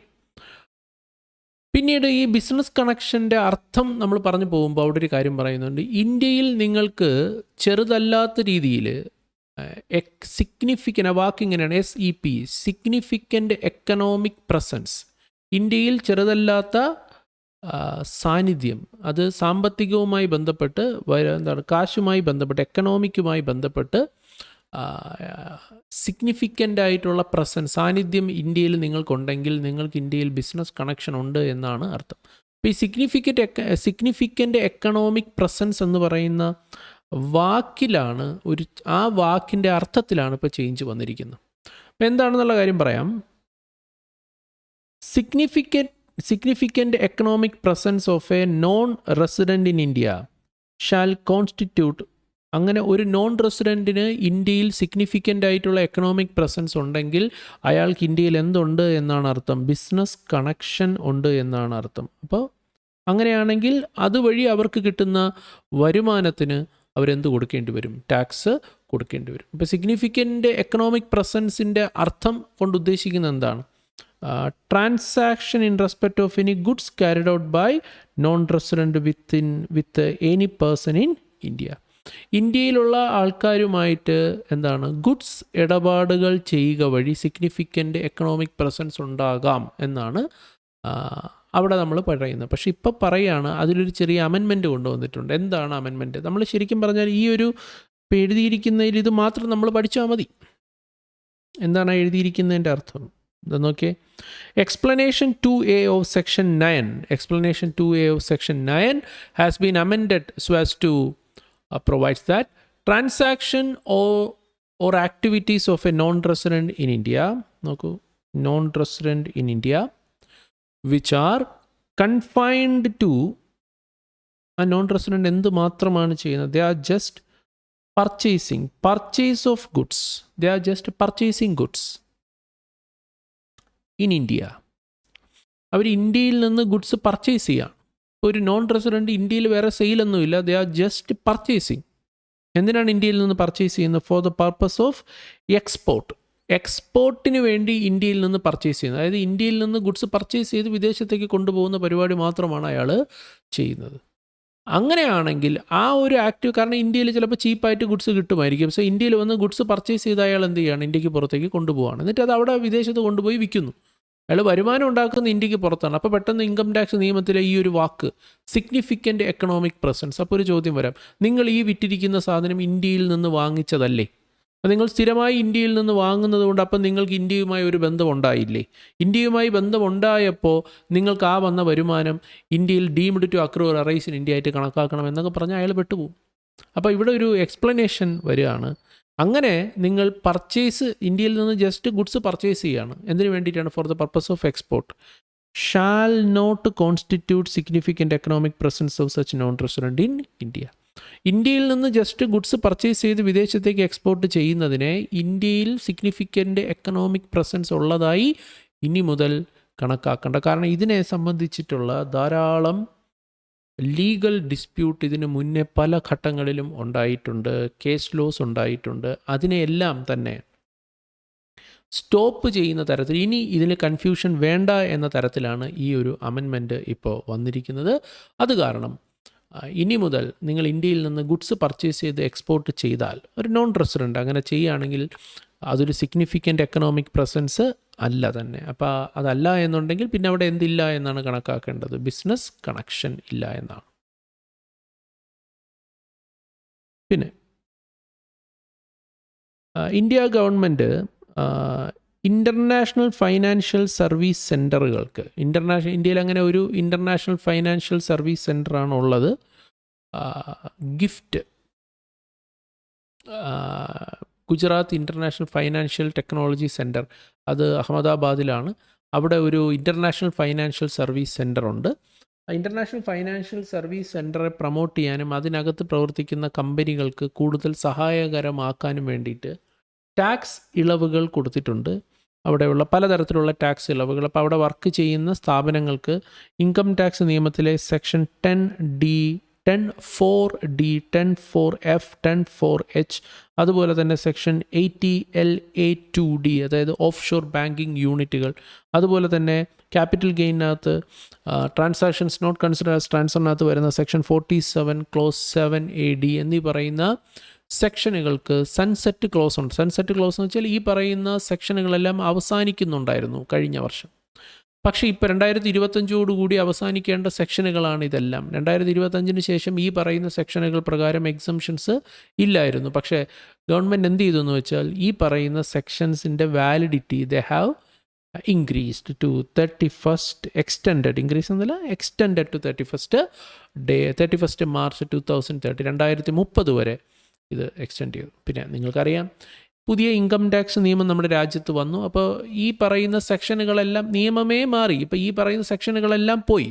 പക്ഷേ ഈ സെക്ഷനകത്ത് പറയുന്ന കണ്ടൻറ്റുകൾ ഇപ്പോഴും ഉണ്ട്. അത് വേറെ സെക്ഷനിലാണെന്നേ ഉള്ളൂ. അത് 2030 വരെ തുടരും. ഓക്കെ, അപ്പോൾ തൽക്കാലം നിങ്ങൾ ഇത് എന്തായാലും പരീക്ഷയ്ക്ക് ചോദിക്കത്തൊന്നുമില്ല, അങ്ങനെ ചോദിക്കുന്ന സംഭവം അല്ലെങ്കിലും നിങ്ങൾ അറിഞ്ഞിരുന്നാൽ മതി. 10(4)D, 10(4)F, 10(4)H അതൊക്കെ നിങ്ങൾക്ക് വായിച്ച് നോക്കാം എന്താണ് ഈ പറയുന്ന സെക്ഷനുകളെന്ന്. ഇതൊക്കെ ഓരോ എക്സംഷൻസ് ആണ്. 10 ക്ലോസ് 4D, 4F, 4H എന്നൊക്കെ പറയുന്നത് ഓരോ എക്സംഷൻസ് വരുന്ന സെക്ഷനുകളാണ്. പക്ഷേ അതിനി 2030 വരെ നമുക്ക് എന്ത് ചെയ്തിരിക്കും, അവൈലബിൾ ആയിരിക്കും എന്നുള്ളതാണ്. 10(4)E എന്ന് പറയുന്ന സെക്ഷനിലാണ് ഇനി മറ്റൊരു പ്രധാനപ്പെട്ട അമെൻമെൻറ്റ് വന്നിട്ടുള്ളത്. ആ അമെൻമെൻറ്റ് എന്താണെന്ന് വെച്ചാൽ ഈ പറയുന്ന 10(4)E എന്ന് പറയുന്ന സെക്ഷൻ, അപ്പോൾ സെക്ഷൻ 10 തന്നെ എക്സംപ്റ്റഡ് ആയിട്ടുള്ള ഇൻകത്തെ പറ്റി പറയുന്ന, എക്സംപ്റ്റഡ് ആയിട്ടുള്ള ഇൻകമിനെ പറ്റി സൂചിപ്പിക്കുന്ന സെക്ഷനാണ് ഇത്, സെക്ഷൻ 10. സെക്ഷൻ 10-നകത്ത് പറയുന്ന ഒരു ഇൻകത്തിന് നമ്മൾ ടാക്സ് കൊടുക്കേണ്ട ആവശ്യം ഇല്ല. So there is A close 4E of section 10 of the act provide that any income, ഇപ്പോൾ ഇവിടെ പറയാണ് എനി ഇൻകം, ഇത് ആർക്ക് കിട്ടുന്ന ഇൻകത്തെ പറ്റിയാണ് പറയുന്നത്. ഒരു നോൺ റെസിഡൻറ്റിന് കിട്ടുന്ന ഇൻകത്തെ പറ്റിയാണ് ഈ സെക്ഷൻ പറയുന്നത്. ഒരു നോൺ റെസിഡൻറ്റ് ചില സെക്യൂരിറ്റീസ് കൈവശം വച്ചിരിക്കുന്നത് വഴി അവർക്ക് കിട്ടുന്ന വരുമാനമാണ്. എന്ത് സെക്യൂരിറ്റി എന്ന് വെച്ചാൽ ഡെറിവേറ്റീവ് ഇൻസ്ട്രുമെൻറ്റ്സ് ആണ്. ഡെറിവേറ്റീവ്സ് നിങ്ങൾ കേട്ടിട്ടുണ്ടാകും. Derivatives are basically securities. Derivatives are securities or instrument which derive their value from another underlying asset.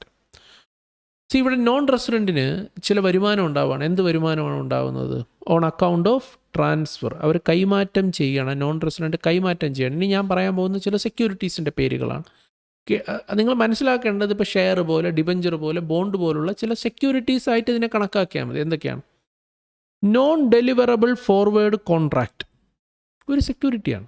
അതുപോലെ തന്നെ offshore derivative instruments or over the counter derivatives, ഇതൊക്കെ ഓരോ സെക്യൂരിറ്റീസ് ആയിട്ട് നിങ്ങൾ കണക്കാക്കിയാൽ മതി. ഇത് കൈമാറുകയാണ്. ഓക്കെ, ഇത് കൈമാറുക വഴി they are getting income, capital gain വരുമാനം ഉണ്ടാകുന്നു. അതുപോലെ തന്നെ or distribution of income on offshore derivative instruments entered into with an, ഇതാണ് point, offshore banking unit of an International Financial Service Center shall not be included in the total income of the non-resident. അപ്പോൾ non റെസിഡൻറ്റിന് ഞാൻ ഈ മേൽ പറഞ്ഞിരിക്കുന്ന yellow കളറിൽ mark ചെയ്തിരിക്കുന്ന വരുമാനങ്ങൾ അവർക്ക് കിട്ടുകയാണെന്നുണ്ടെങ്കിൽ, അത്തരം സെക്യൂരിറ്റി കൈമാറ്റത്തിലൂടെ ഒക്കെ അവർക്ക് വരുമാനം കിട്ടുകയാണെന്നുണ്ടെങ്കിൽ, ഇത് ആരുമായിട്ടാണ് അവിടെ ഈ കരാറിൽ ആരുമായിട്ടാണ് ഈ ട്രാൻസാക്ഷൻ ചെയ്തിരിക്കുന്നത്? Offshore banking unit located in IFSC. Okay, അതവരുടെ വരുമാനത്തിൽ ഉൾപ്പെടുത്തത്തില്ല. ആ വരുമാനം ടോട്ടലി എക്സംപ്റ്റഡ് ആണ് എന്നാണ് സെക്ഷൻ പറഞ്ഞിരിക്കുന്നത് 10(4)E. ഇപ്പോൾ ഈ പറയുന്ന 10(4)Eയുടെ സ്കോപ്പ് ഒരല്പം കൂടി വർദ്ധിപ്പിച്ചു. ഇപ്പോൾ ഒരു പുതിയൊരു സംഭവം കൊണ്ടുവന്നിരിക്കുന്നത് എന്താണെന്ന് വെച്ചാൽ ഈ 10(4)Eയെ കുറച്ചുകൂടി എക്സ്റ്റെൻഡ് ചെയ്തു. ഇനിയിപ്പോൾ ഈ പറയുന്ന നോൺ റെസിഡൻറ്റ് ഈ ഓഫ് ഷോർ ബാങ്കിങ് യൂണിറ്റുകളിൽ നിന്ന് കിട്ടുന്ന ഇത്തരം വരുമാനങ്ങൾക്ക് ടാക്സ് കൊടുക്കണ്ട എന്ന് മാത്രമല്ല, അതിലേക്ക് ഒരാളുടെ പേര്, ഓഫ് ഷോർ ബാങ്കിങ് യൂണിറ്റിൻ്റെ കൂടെ ഒരാളുടെ പേര് കൂടി എഴുതി ചേർത്തു. അത് ഇതാണ് ഫോറിൻ പോർട്ട്ഫോളിയോ ഇൻവെസ്റ്റേഴ്സ്. അപ്പോൾ നമുക്കത് മൊത്തത്തിൽ ഒന്നുകൂടി വായിക്കാം. In order to further incentivise the operations from IFSC, section 10(4)(e) has been amended to provide that income of a non resident. നമ്മൾ നോൺ റെസിഡൻറ്റിന് കിട്ടുന്ന വരുമാനത്തെ പറ്റിയാണ് പറഞ്ഞുകൊണ്ടിരിക്കുന്നത്. So non resident are now getting income. എങ്ങനെ കിട്ടുകയാണ്? ഞാൻ നേരത്തെ പറഞ്ഞത്, on account of transfer of non deliverable forward contract or offshore derivative instrument or over the counter derivative. ഇതെല്ലാം തന്നെ എന്താണ്? സെക്യൂരിറ്റീസ് ആണ്. ഇത് കൈമാറുകയാണ്, ദേ ആർ ട്രാൻസ്ഫറിങ്. അതുപോലെ തന്നെ distribution of income on offshore derivative instrument entered. ഇത് ആരുമായിട്ടാണ് ഈ ഇടപാട് ആരുമായിട്ട് ഇടപാട് നടത്തുകയാണ്? Foreign portfolio investors. നേരത്തെ അത് ഓഫ് ഷോർ ബാങ്കിങ് യൂണിറ്റ് മാത്രമേ, ഞാൻ നേരത്തെ ബോക്സിൽ കൊടുത്തിരുന്നു.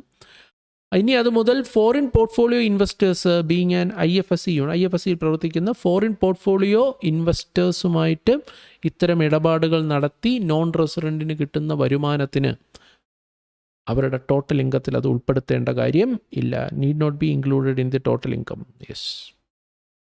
സോ വളരെ വ്യക്തമായിട്ടാണ് ആ പോയിൻ്റ് അവിടെ പറയുന്നത്. നേരത്തെ ഓഫ് ഷോർ ബാങ്കിങ് യൂണിറ്റുമായിട്ട് ഈ പറയുന്ന നോൺ റെസിഡൻറ്റ് ഇടപാട് നടത്തി കിട്ടുന്ന വരുമാനത്തിന് ടാക്സ് കൊടുക്കണ്ടായിരുന്നു. പക്ഷേ ഇനി മുതൽ ഫോറിൻ പോർട്ട്ഫോളിയോ ഇൻവെസ്റ്റേഴ്സുമായിട്ടും ഒരു നോൺ റെസിഡൻറ്റ് നടത്തുന്ന ഇടപാടുകളിലൂടെ ഇത്തരം ഇടപാടുകൾ, transfer of non deliverable forward contract, offshore derivative instruments കൈമാറ്റം, ഇതിലൂടെ കിട്ടുന്ന വരുമാനത്തിന് now they don't need to pay income tax.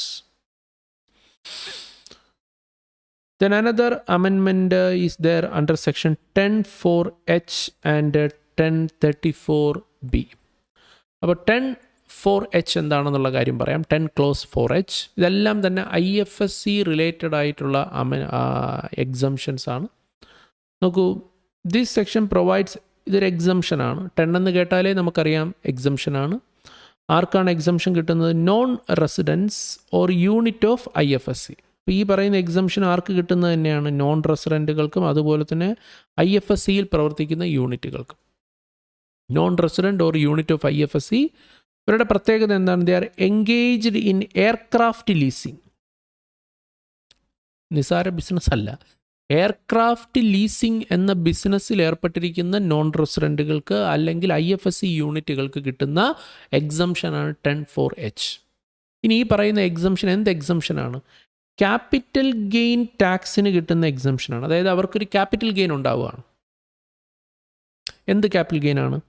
Transfer of equity shares. അതായത് ഈ നോൺ റെസിഡൻറ്റിനോ IFSC യൂണിറ്റിൻ്റെ കൈവശമോ എന്തുണ്ട്? ഇക്വിറ്റി ഷെയർസ് ഉണ്ട്. ഇക്വിറ്റി ഷെയർസ് ഒരു ക്യാപിറ്റൽ അസറ്റാണ്. ആ ഇക്വിറ്റി ഷെയർ അവരെന്ത് ചെയ്യാണ്? ട്രാൻസ്ഫർ ചെയ്യാണ്, വിൽക്കുകയാണ്. വിൽക്കുക വഴി അവർക്കൊരു ക്യാപിറ്റൽ ഗെയിൻ ഉണ്ടാകുന്നു. ആ ക്യാപിറ്റൽ ഗെയിൻ എക്സംപ്റ്റഡാണ്. അപ്പോൾ ഇവരുടെ കയ്യിൽ ഇക്വിറ്റി ഷെയർ ഇരിക്കുകയാണ്. എന്ത് equity share? Equity share of domestic company എന്ന് പറഞ്ഞാൽ ഇന്ത്യക്കകത്ത് പ്രവർത്തിക്കുന്ന കമ്പനി. പക്ഷേ ആ കമ്പനി എവിടെ പ്രവർത്തിക്കുന്നതായിരിക്കണം? Being unit of IFSC. ആ കമ്പനിയും എവിടെ ലൊക്കേറ്റ് ചെയ്യുന്നതായിരിക്കണം? IFSC ലൊക്കേറ്റ് ചെയ്തതായിരിക്കണം. ഇനി ആ കമ്പനിയുടെ ബിസിനസ് എന്താണ്?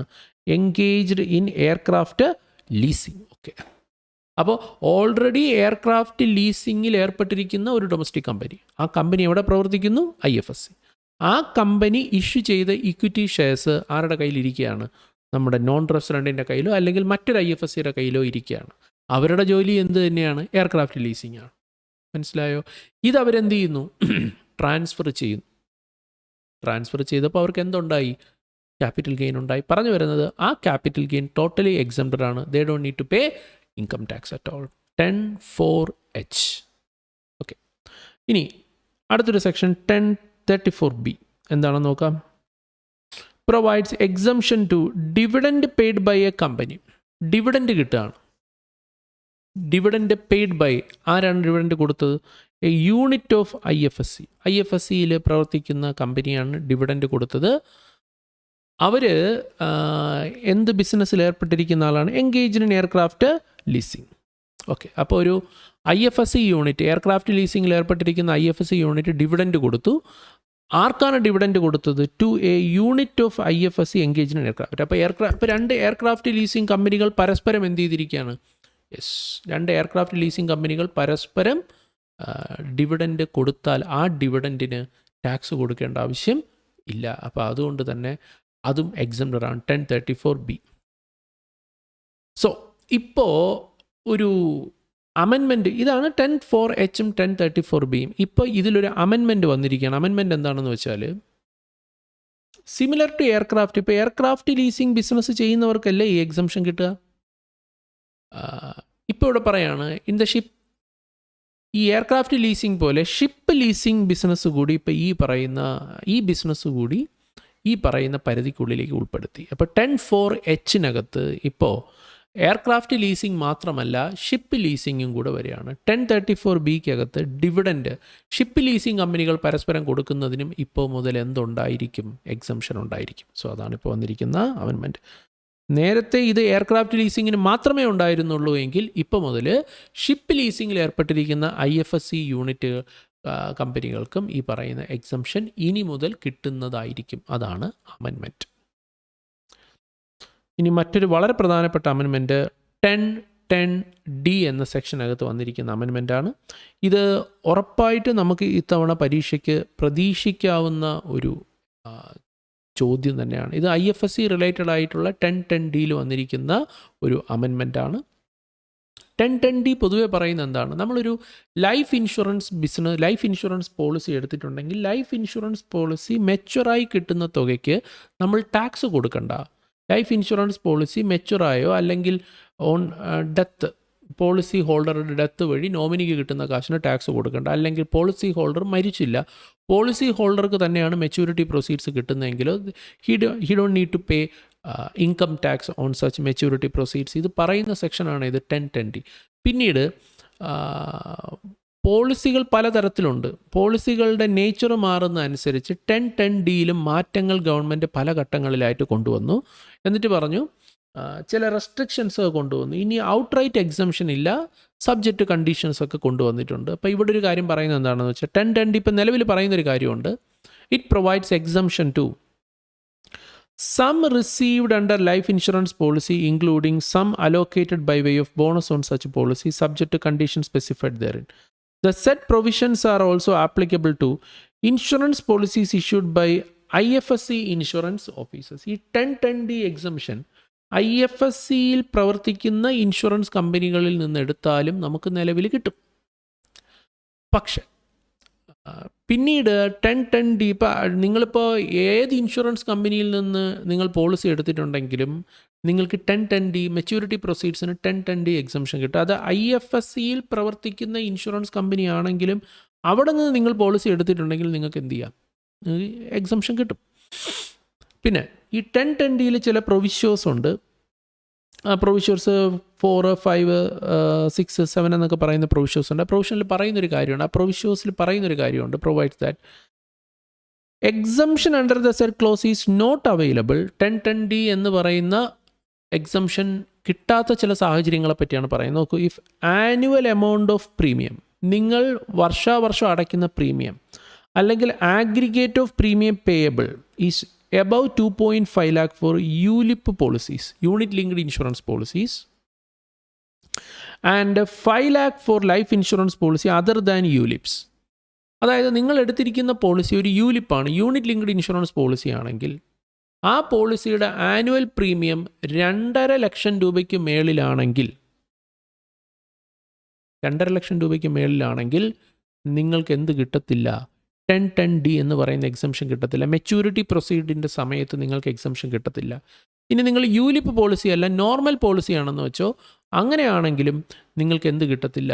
എക്സംഷൻ കിട്ടത്തില്ല, പ്രൊവൈഡഡ് നിങ്ങളുടെ ആനുവൽ പ്രീമിയം 5 ലക്ഷം രൂപയ്ക്ക് മേളിലാണെങ്കിൽ.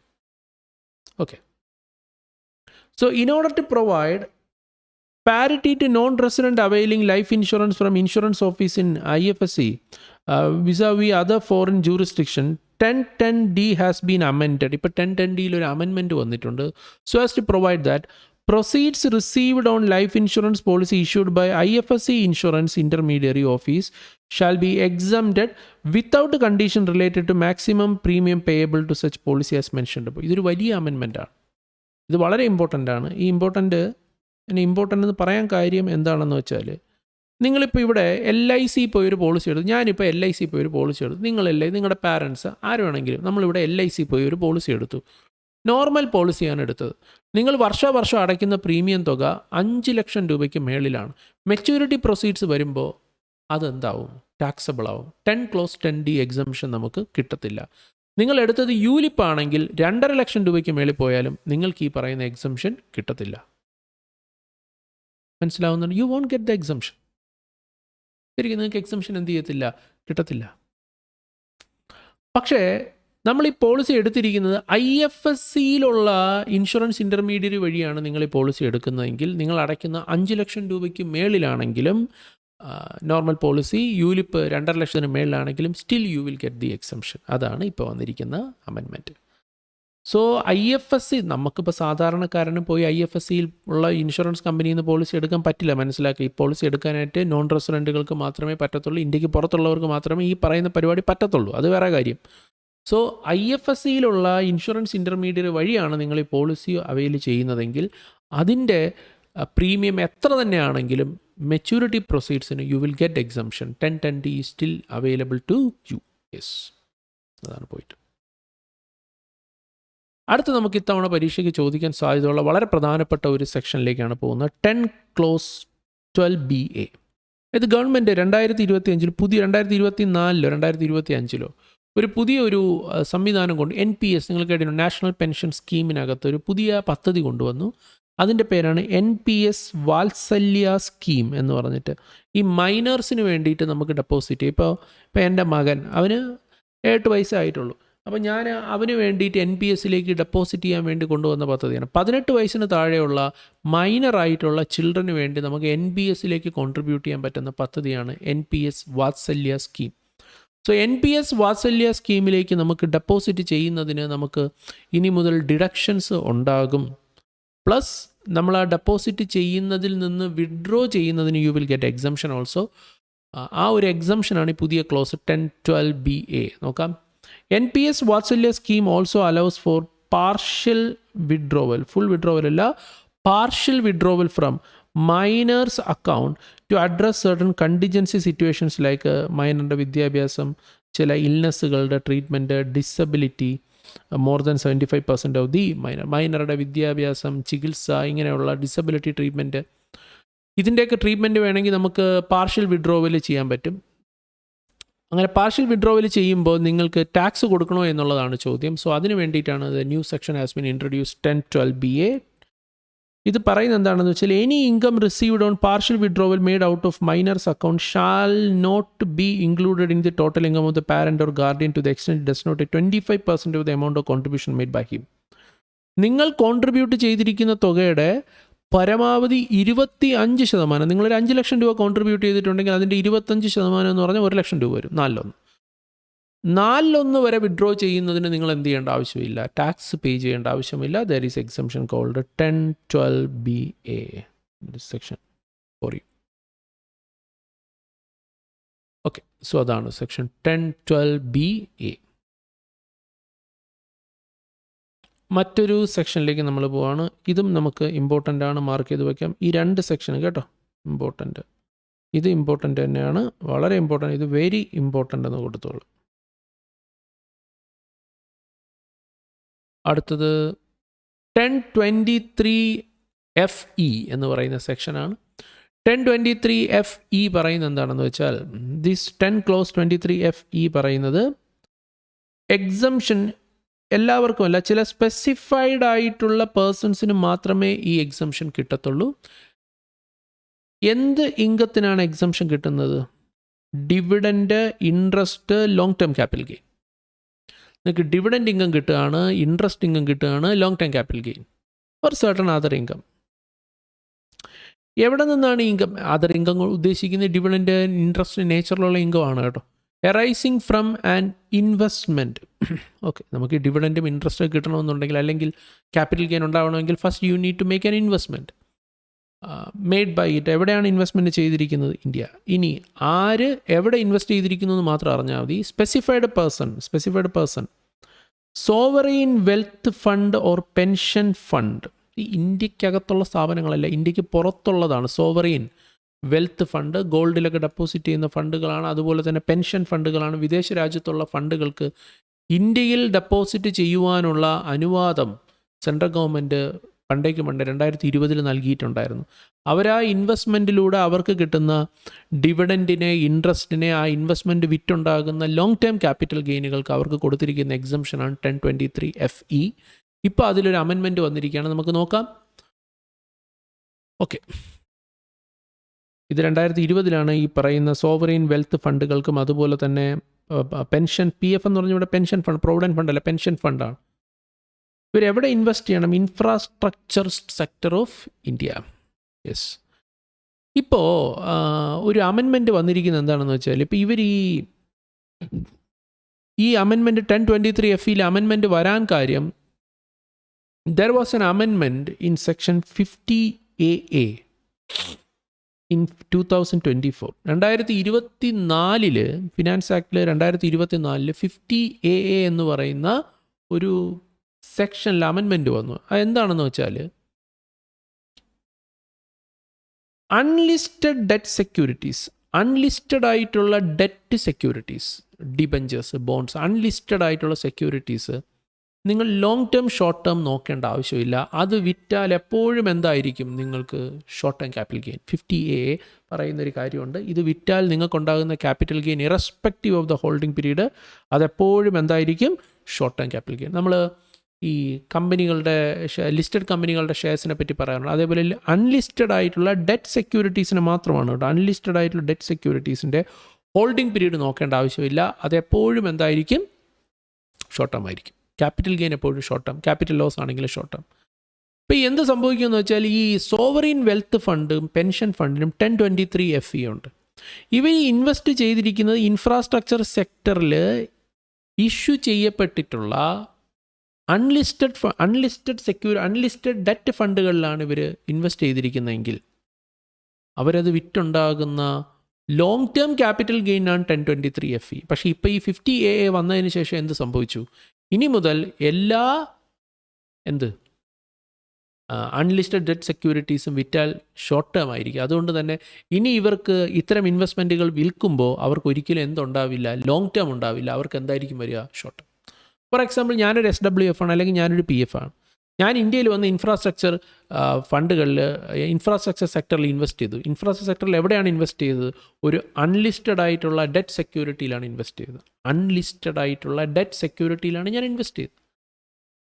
ഇത് ഞാൻ 2020 ശേഷം ഇൻവെസ്റ്റ് ചെയ്തതാണ്. ഇപ്പോൾ 2024 ആയപ്പോൾ ഗവൺമെൻറ് പറയുകയാണ്, ഈ അൺലിസ്റ്റഡ് ഡെറ്റ് സെക്യൂരിറ്റീസ് ഇനി മുതൽ വിറ്റാൽ ഷോർട്ട് ടേം ക്യാപിറ്റൽ ഗെയിൻ ആയിരിക്കും. അപ്പോൾ ഞാൻ ഇത്രയും നാളായിട്ട് ഹോൾഡ് ചെയ്യുന്നത് എനിക്ക് ലോങ് ടേം ആയിരുന്നു. ഞാനിങ്ങനെ ഇരിക്കുകയാണ്, ഇത് വിറ്റ് കിട്ടുന്ന ക്യാപിറ്റൽ ഗെയിൻ ടാക്സ് അടക്കണ്ടെന്ന് പറഞ്ഞിരിക്കുകയാണ്.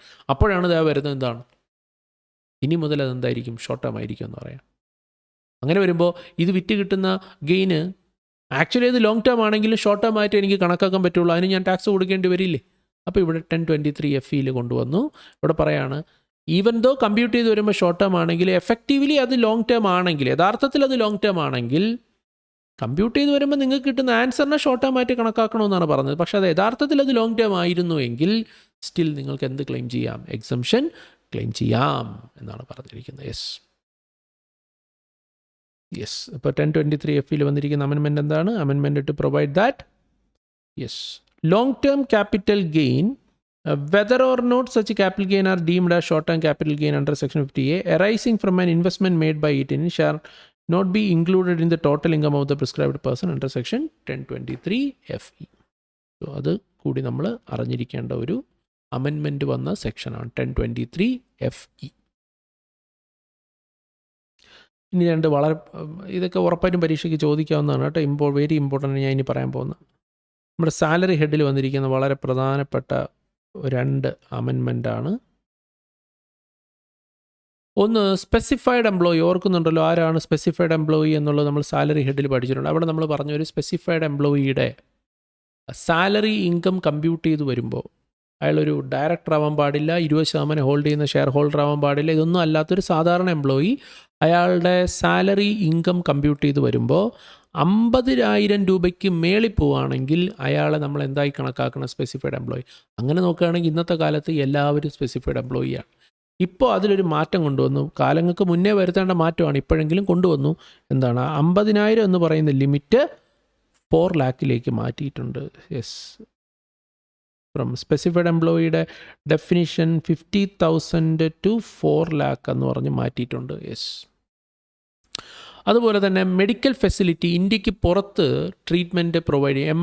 എംപ്ലോയിക്ക് ഇന്ത്യക്ക് പുറത്ത് മെഡിക്കൽ ട്രീറ്റ്മെൻറ്റ് ഫെസിലിറ്റി ഒരുക്കി കൊടുക്കുകയാണ്. അപ്പോൾ അതിനുവേണ്ടി ഫ്ലൈറ്റ് ടിക്കറ്റ് എടുത്ത് കൊടുക്കുന്നു. അപ്പം ഫ്ലൈറ്റ് ടിക്കറ്റ് എടുത്ത് കൊടുക്കും. ഇന്ത്യക്ക് പുറത്തേക്ക് ട്രീറ്റ്മെൻറ്റിന് വേണ്ടി പോകാൻ ഫ്ലൈറ്റ് ടിക്കറ്റ് എടുത്ത് കൊടുക്കുന്നു. ഈ ഫ്ലൈറ്റ് ടിക്കറ്റ് എടുത്ത് കൊടുക്കുന്നത് ഒരു ടാക്സിബിൾ പെർക്യൂസിറ്റ് ആണോ എക്സംപ്റ്റഡ് പെർക്യൂസിറ്റ് ആണോ എന്നൊരു ചോദ്യം ഉണ്ടായിരുന്നു. അപ്പോൾ ട്രീറ്റ്മെൻറ്റിന് വേണ്ടി പോകുമ്പോൾ ഫ്ലൈറ്റ് ടിക്കറ്റ് എടുത്ത് കൊടുത്താൽ ഈ ഫ്ലൈറ്റ് ടിക്കറ്റ് എംപ്ലോയിക്ക് ഒരു ടാക്സിബിൾ പെർക്യൂസിറ്റ് ആണോ? ആ എംപ്ലോയിയുടെ ഗ്രോസ് ടോട്ടൽ ഇൻകം 2 ലക്ഷം രൂപ വരെ ആയിരുന്നു എങ്കിൽ, യെസ്, അങ്ങനെയാണെങ്കിൽ അത് ടാക്സിബിൾ പെർക്യൂസിറ്റ് ആയിരുന്നു. 2 ലക്ഷം രൂപയ്ക്ക് മേളിലാണെങ്കിൽ, യെസ്, 2 ലക്ഷം രൂപയ്ക്ക് മേളിലാണെങ്കിൽ അത് ടാക്സിബിൾ പെർക്യൂസിറ്റ്. ഈ 2 ലക്ഷം എന്ന് പറയുന്ന ലിമിറ്റ് ഇപ്പോൾ എത്രയാക്കി ഉയർത്തിയിട്ടുണ്ട്? കുറച്ചുകൂടി നല്ലൊരു തീരുമാനം, 8 ലക്ഷമായിട്ട് ഉയർത്തിയിട്ടുണ്ട് എന്നുള്ളതാണ് മറ്റൊരു പ്രധാനപ്പെട്ട അമെൻമെൻറ്റ് വന്നത്. പിന്നെ ഹൗസ് പ്രോപ്പർട്ടിയിൽ വന്നിരിക്കുന്ന വളരെ പ്രധാനപ്പെട്ട ഒരു അമെൻമെൻറ്റാണ് ഇനി പറയുന്നത്. ഹൗസ് പ്രോപ്പർട്ടിയിൽ വന്നിരിക്കുന്ന ഒരു അമെൻമെൻറ്റ്, ഇത് ഇമ്പോർട്ടൻ്റ് ആണ്.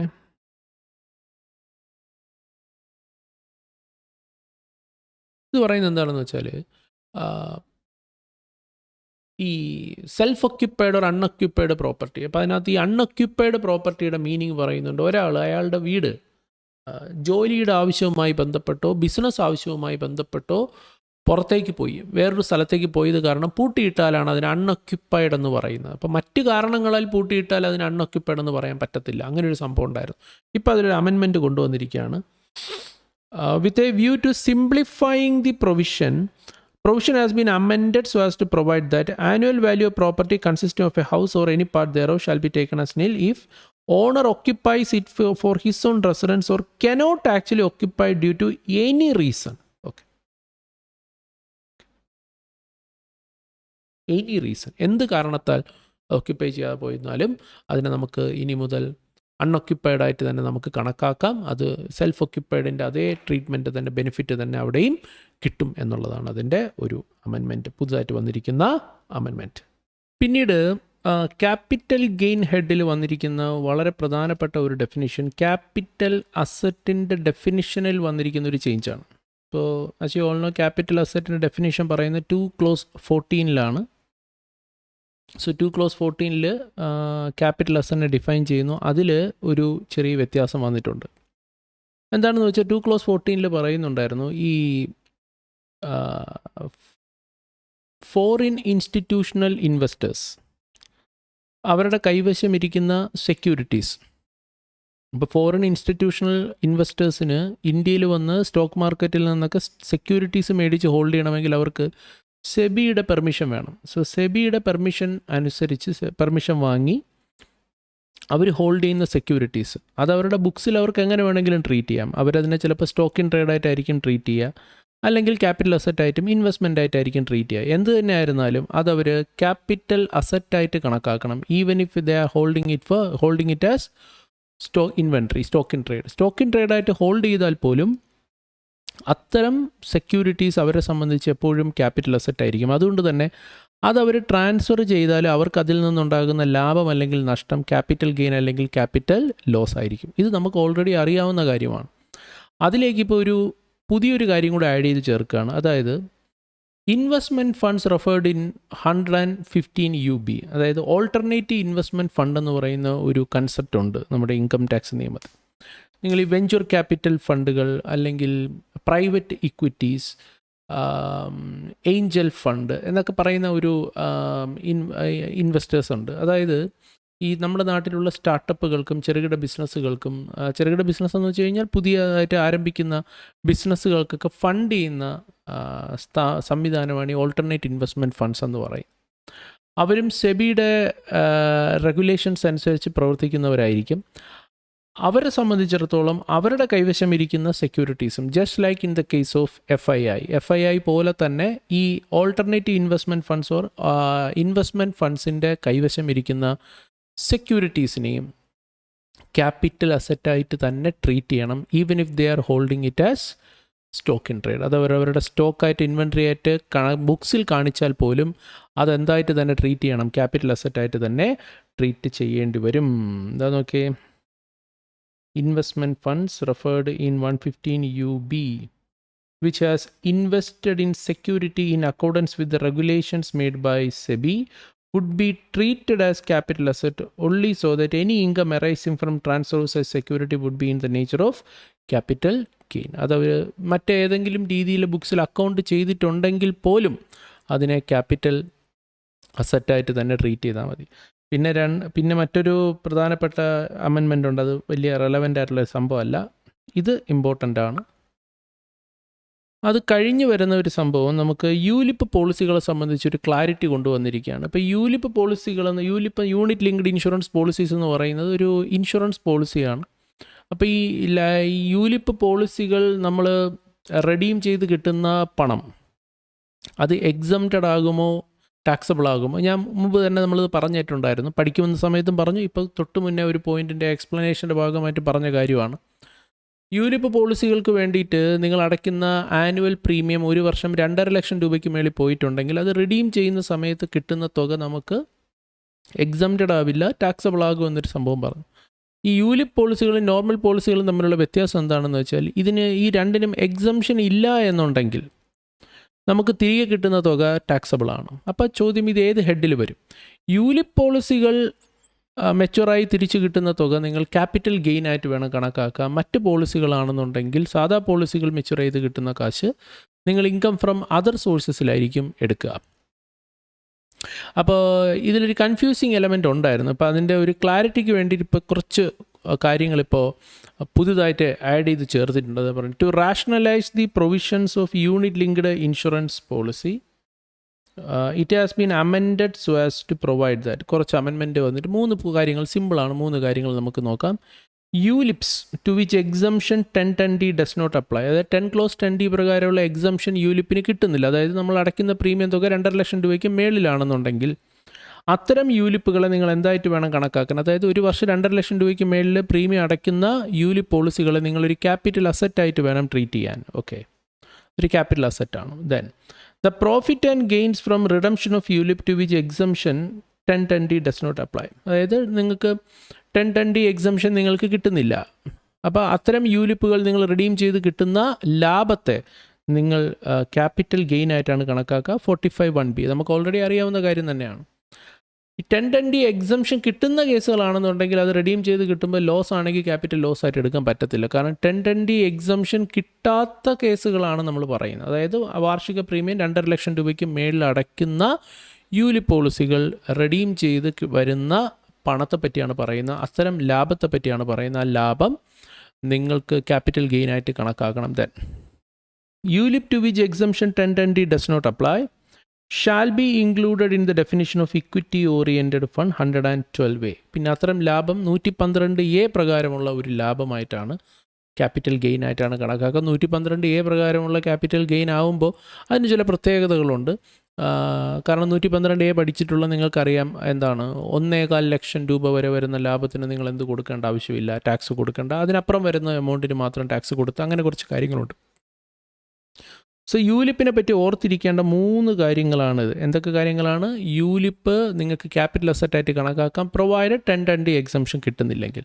ഇനി ഈ 10(10D എക്സംഷൻ കിട്ടാത്ത അത്തരം യൂലിപ്പുകൾ വിറ്റ് കിട്ടുന്ന ലാഭത്തെ ക്യാപിറ്റൽ ഗെയിൻ ആയിട്ടാണ് കണക്കാക്കുക. ലോങ് ടേം ആണെന്നുണ്ടെങ്കിൽ ഇക്വിറ്റി അത് മാത്രമല്ല, അത് ഇക്വിറ്റി ഓറിയൻറ്റഡ് ഫണ്ടായിട്ടാണ് അതിനെ എന്ത് ചെയ്യുന്നത്, ട്രീറ്റ് ചെയ്യുന്നത്. ദെൻ മറ്റൊരു അധികം ഇമ്പോർട്ടൻസ് ആയിട്ട് കൊടുക്കേണ്ടാത്തൊരു സംഭവമാണ് അടുത്ത 47(7)AD പോയിൻ്റ് വരുന്നത്.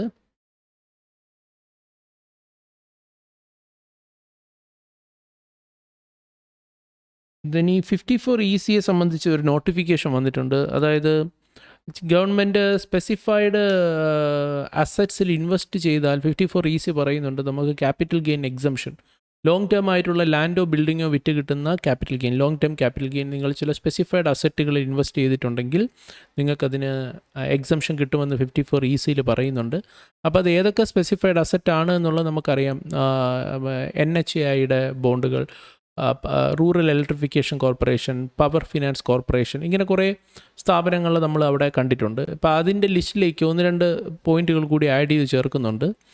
നോക്കൂ, Indian renewable energy development agency limited, government company, established as A non banking financial institution, has been notified as A long term specified asset. അപ്പോൾ ഈ Indian renewable energy development agency IREDA ഇതൊരു public limited കമ്പനിയാണ്. Established as A non banking financial institution.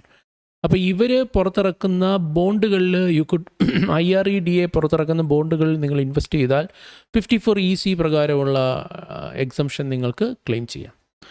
പിന്നെ financial year 2025-26 CII 376 നമുക്ക് capital ഗെയിനിലാണ് indexation number പൊതുവെ ഉപയോഗിക്കുന്നത്. പിന്നെ നമ്മൾ സാലറി ഹെഡിൽ നമ്മൾ perquisite valuation, rent free accommodation ഒക്കെ കാൽക്കുലേറ്റ് ചെയ്യുന്ന സമയത്ത് നമ്മൾ ഇൻഡെക്സേഷൻ CII നോക്കാറുണ്ട്. അവിടെ 2 നിങ്ങൾക്കിത് യൂസ് ചെയ്യാം.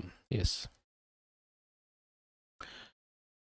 ദെൻ പിന്നീട് ഇൻകം ഫ്രം അതർ സോഴ്സിൽ വന്നിരിക്കുന്ന ഒരു പ്രധാനപ്പെട്ട വ്യത്യാസം ഡിവിഡൻറ്റിൻ്റെ ഡെഫിനിഷൻ്റെ കാര്യത്തിലാണ്. 222E 2(22) സബ് ക്ലോസ് ഇക്കകത്ത് നമ്മൾ കണ്ടൊരു പോയിൻ്റ് ഉണ്ട്, ഡിവിഡൻറ്റ്. അവിടെ നമ്മൾ കണ്ടത് ഒരു company in which public are not substantially interested, അവരുടെ അക്യൂമുലേറ്റഡ് പ്രോഫിറ്റിന് തുല്യമായിട്ടുള്ള തുക ലോണായിട്ട് എന്ത് ചെയ്യുകയാണ്, കൊടുക്കുകയാണ്. ആർക്ക് കൊടുക്കുകയാണ്? 10%ഓ അതിൽ അധികമോ ഷെയർ ഹോൾഡ് ചെയ്യുന്ന ഷെയർ ഹോൾഡേഴ്സിന് എന്ത് ചെയ്യാണ്, ലോൺ കൊടുക്കുകയാണ്. So that loan to the extent of the accumulated profit, ആ ലോൺ തുക to the extent of accumulated profit could be need to be treated as dividend in the hands of such shareholder. അപ്പോൾ അത് നമ്മൾ already പഠിച്ചു കഴിഞ്ഞ കാര്യമാണ്. അപ്പോൾ ആ ഒരു കാര്യത്തിനകത്ത് നമ്മൾ പറയുന്ന ഒരു കാര്യമുണ്ട്. അതായത് നിങ്ങൾക്ക് എന്താണ് ഒരു private limited company, company in which public are not substantially interested എന്ന് പറഞ്ഞു കഴിഞ്ഞാൽ ഒരു പ്രൈവറ്റ് കമ്പനി, ആ കമ്പനി അതിൻ്റെ ഷെയർ ഹോൾഡേഴ്സിന്, അതും മിനിമം 10% ഷെയർ ഹോൾഡ് ചെയ്യുന്ന ഷെയർ ഹോൾഡേഴ്സിന് എന്ത് കൊടുക്കുകയാണ്? ലോണ് കൊടുക്കുകയാണ്. അങ്ങനെ കൊടുക്കുന്ന loan to the extent of the accumulated profit need to be treated as what? എന്തായിട്ട് ട്രീറ്റ് ചെയ്യണം? അത് ആ കമ്പനിയുടെ, ആ ഷെയർ ഹോൾഡറുടെ കയ്യിൽ ഡീംഡ് ഡിവിഡൻ്റായിട്ട് കണക്കാക്കണം എന്നൊരു പോയിൻ്റുണ്ട് 222E. ഇപ്പോൾ ആ 222ൽ ഒരു അമെൻമെൻറ്റ് വന്നിട്ടുണ്ട്. എന്താണെന്ന് നോക്കാം. Section 222 has been amended to provide that any advance or loan, ഇപ്പോൾ അഡ്വാൻസ് ലോണിൻ്റെ പോയിന്റിലാണ് വ്യത്യാസം വന്നിരിക്കുന്നത്, ബിറ്റ്വീൻ 2 ഗ്രൂപ്പ് എൻറ്റിറ്റീസ്. അപ്പോൾ ഒരു ഗ്രൂപ്പിനകത്ത് തന്നെ ഉള്ള 2 entities, where one of the group entity, അതിൽ ഒരു ഗ്രൂപ്പ് എൻറ്റിറ്റി, ആ ഗ്രൂപ്പിലെ എൻറ്റിറ്റി എന്ന് പറയുന്നത് ഒരു ഫൈനാൻസ് കമ്പനിയാണ്. Okay, or A finance unit in IFSC. അതവരെവിടെയാണ് പ്രവർത്തിക്കുന്നത്? IFSCയിലാണ് പ്രവർത്തിക്കുന്നത്. Set up as a global or regional corporate treasury center for undertaking treasury activities or treasury services, and the parent entity, ഇനി ഈ പറയുന്ന ഗ്രൂപ്പ് എൻറ്റിറ്റിയുടെ parent entity or principal entity of such group entity is listed on a stock exchange in a country outside India. ഇനി ഇപ്പം ഒരു group, 2 എൻറ്റിറ്റികൾ തമ്മിലാണ് ഈ ഇടപാട് നടക്കുന്നത്. അതിലൊരു എൻറ്റിറ്റി IFSCയിലുള്ളതാണ്. ഇനി ഈ ഗ്രൂപ്പിനകത്തുള്ള പാരൻ്റ് എൻറ്റിറ്റി എവിടെയാണുള്ളത്? ഇന്ത്യക്ക് പുറത്ത് ലിസ്റ്റ് ചെയ്തിരിക്കുന്ന ഒരു കമ്പനിയാണ്. Other than the country or territory outside India as may be specified by the board in this behalf. അങ്ങനെയാണെങ്കിൽ ഈ 2 എൻറ്റിറ്റികൾ തമ്മിൽ നടക്കുന്ന ഇടപാട് shall not be treated as dividend. ഈ 2 ഈ എൻറ്റിറ്റികൾ തമ്മിൽ നടക്കുന്ന ഇടപാട് എന്തായിട്ട് കണക്കാക്കണ്ട? ഡിവിഡൻ്റായിട്ട് കണക്കാക്കണ്ട. ഇപ്പോൾ നമ്മൾ കുറച്ചുകൂടി എക്സ്പ്ലെയിൻ ചെയ്ത് പറയുകയാണെന്നുണ്ടെങ്കിൽ, ഇപ്പോൾ നോക്കുകയാണെന്നുണ്ടെങ്കിൽ A limited, B limited, okay, പിന്നെ XINC എന്ന് പറയുന്ന ഒരു കമ്പനിയുണ്ട്. അപ്പോൾ ഇതാണ് നമ്മുടെ പാരൻ്റ് എൻറ്റിറ്റി. ഈ parent entity listed in US stock market. ഈ A limited Indian IFSC unit ആണ്. ഇന്ത്യൻ IFSC യൂണിറ്റ് ആണ്. ഇതൊരു ഫൈനാൻസ് കമ്പനി ആണെന്ന് വിചാരിക്കാം. ഓക്കെ, പറഞ്ഞു വരുന്നത് എന്താണെന്ന് വെച്ചാൽ ഇപ്പോൾ A ലിമിറ്റഡ് ഇവർക്കൊരു ലോൺ എന്ത് ചെയ്തിരിക്കുകയാണ്, കൊടുത്തിരിക്കുകയാണ്. അങ്ങനെയാണെങ്കിൽ ഈ ലോണിന് സെക്ഷൻ 222 ആപ്ലിക്കബിൾ ആകുമോ എന്നുള്ളതാണ് ചോദ്യം. Whether it is applicable. അതിൻ്റെ answer no, it's not applicable. ഇതാണ് ഇവിടുത്തെ പോയിന്റ്. എന്താ നോക്കിയേ, നിങ്ങൾ ലോൺ എനി അഡ്വാൻസ് ഒരു loan between 2 group entities where one of the group entity, ആ ഗ്രൂപ്പിലുള്ള എൻറ്റിറ്റി എന്താണ്, ഒരു ഫൈനാൻസ് കമ്പനിയാണ് അല്ലെങ്കിൽ ഒരു ഫൈനാൻസ് യൂണിറ്റ് ആണ്. അതെവിടെയാണ്, IFSCയിലാണ്. Setup as a global regional, okay, അത് അവരുടെ ട്രഷറി സർവീസൊക്കെ ചെയ്യാൻ വേണ്ടിയിട്ട് അവർ IFSCയിൽ സ്റ്റാർട്ട് ചെയ്തതാണ്. ഇനി ഇതിൻ്റെ parent entity or principal entity എന്ന് പറയുന്നത് is listed in a stock exchange in a country outside India other than a country or territory outside India as specified by. അപ്പോൾ ഇവർ ഈ 2 ഗ്രൂപ്പ് എൻറ്റിറ്റികൾ തമ്മിൽ നടന്നിരിക്കുന്ന ഈ ഒരു ഇടപാടുണ്ടല്ലോ, ആ കൊടുത്ത ലോൺ തുക അത് നിങ്ങൾ എന്തായിട്ട് കണക്കാക്കേണ്ട, shall not be treated as dividend. ഡിവിഡൻ്റായി കണക്കാക്കേണ്ട ആവശ്യം ഇല്ല. അതാണ് ആ ഒരു പോയിന്റിൽ വന്നിരിക്കുന്നത്. പിന്നെ ഇത് അത്ര വലിയ റെലവൻ്റ് ആയിട്ടുള്ളൊരു സംഭവം അല്ല. 80CCA എന്ന് പറയുന്നൊരു സെക്ഷൻ, അത് പണ്ടേ തന്നെ വിഡ്രോ ചെയ്ത ഒരു സംഭവമാണ്. പോയിന്റ് ഇത്രയേ ഉള്ളൂ. 80CCA എന്ന് പറയുന്ന നമുക്ക് നേരത്തെ ഡിഡക്ഷൻ കിട്ടുമായിരുന്ന ഒരു സെക്ഷനാണ്. നാഷണൽ സേവിങ് സ്കീം എന്ന് പറയും. 1992 തന്നെ ഇതെന്ത് ചെയ്തിട്ടുണ്ടായിരുന്നു, ഈ പറയുന്ന ഡിഡക്ഷൻ അവസാനിപ്പിച്ചിട്ടുണ്ടായിരുന്നു. ഇപ്പോൾ നാഷണൽ സേവിങ് സ്കീം പല ഫോമിലേക്ക് മാറി. ഇപ്പോൾ നമുക്ക് 80C പ്രകാരം അതിൻ്റെ ഡിഡക്ഷൻ കിട്ടും. ഇത് പറയുന്ന പണ്ട് കാലത്ത് നിങ്ങളതിൽ ഡിഡക്ഷൻ കിട്ടാൻ വേണ്ടി നിങ്ങൾ ഇൻവെസ്റ്റ് ചെയ്തിട്ടുണ്ടായിരുന്നു. പിന്നീട് 92 കൂടി അത് പിന്നീട് ഇപ്പോൾ ആ 80CCA എന്ന് പറയുന്ന സെക്ഷൻ ഇല്ല. പിന്നീട് എന്ത് സംഭവിച്ചെന്ന് വെച്ചാൽ ആ ഇൻവെസ്റ്റ് ചെയ്തിരിക്കുന്ന തുകയിൽ നിന്ന് നിങ്ങൾക്ക് ഇൻട്രസ്റ്റ് കിട്ടാൻ തുടങ്ങി. അപ്പോൾ ചോദ്യം, ആ ഇൻട്രസ്റ്റ് നിങ്ങൾക്ക് ഇൻകമായിട്ട് കണക്കാക്കുമോ എന്നുള്ളതാണ് ചോദ്യം. Yes, that was taxable. അത് ടാക്സബിൾ തന്നെ ആയിരുന്നു, ഒരു സംശയവും വേണ്ട. അപ്പോൾ ഇപ്പോൾ ഒരു അമെൻമെൻറ്റ് ഇപ്പോൾ പുതുതായിട്ട് വന്ന എന്താണെന്ന് വെച്ചാൽ, section 80CCA has been amended to provide exemption to withdrawal made by individual from these deposit for which deduction was allowed. ഈ ഡെപ്പോസിറ്റ് ചെയ്തിരിക്കുന്ന തുക, പണ്ട് ഡെപ്പോസിറ്റ് ചെയ്തിരിക്കുന്ന തുക നിങ്ങൾ എന്ത് ചെയ്തിരിക്കുകയാണ്, ഇപ്പോൾ വിഡ്രോ ചെയ്താൽ അതിന് നിങ്ങൾക്ക് എന്തുണ്ട്, എക്സംഷൻ. അന്ന് നിങ്ങൾക്ക് ഡിഡക്ഷൻ കിട്ടിയ സാധനമാണ്. അന്ന് 92 മുന്നേ നിങ്ങൾ ഇൻവെസ്റ്റ് ചെയ്തപ്പോൾ നിങ്ങൾക്ക് അതിന് എന്ത് കിട്ടിയിട്ടുണ്ട്, ഡിഡക്ഷൻ കിട്ടിയിട്ടുണ്ട്. ഇപ്പോൾ നിങ്ങൾ എന്ത് ചെയ്യുകയാണ്, അത് വിഡ്രോ ചെയ്യുകയാണെന്നുണ്ടെങ്കിൽ you will get exemption on or after 29/8/2024. This exemption is provided to, നിങ്ങൾ ആ ഡെപ്പോസിറ്റ് ചെയ്ത തുക വിഡ്രോ ചെയ്യുന്നതിന് എക്സംഷൻ ഉണ്ട്. Interest accrued thereon made before 1/4/1992 as these are the amount in respect of which deduction has been allowed. അപ്പോൾ deposit ചെയ്ത തുകയും അതുപോലെ തന്നെ ഇൻട്രസ്റ്റ്, അതിൻ്റെ മേളിൽ അക്രൂ ചെയ്തിരിക്കുന്ന ഇൻട്രസ്റ്റ് ബിഫോർ 1/4/1992, ഇത്രയും തുക നിങ്ങൾ ഇപ്പോൾ വിഡ്രോ ചെയ്യുമ്പോൾ അതിന് നിങ്ങൾക്ക് എന്തുണ്ടെന്നാണ് പറയുന്നത്, ദിസ് എക്സംഷൻ ഉണ്ട്.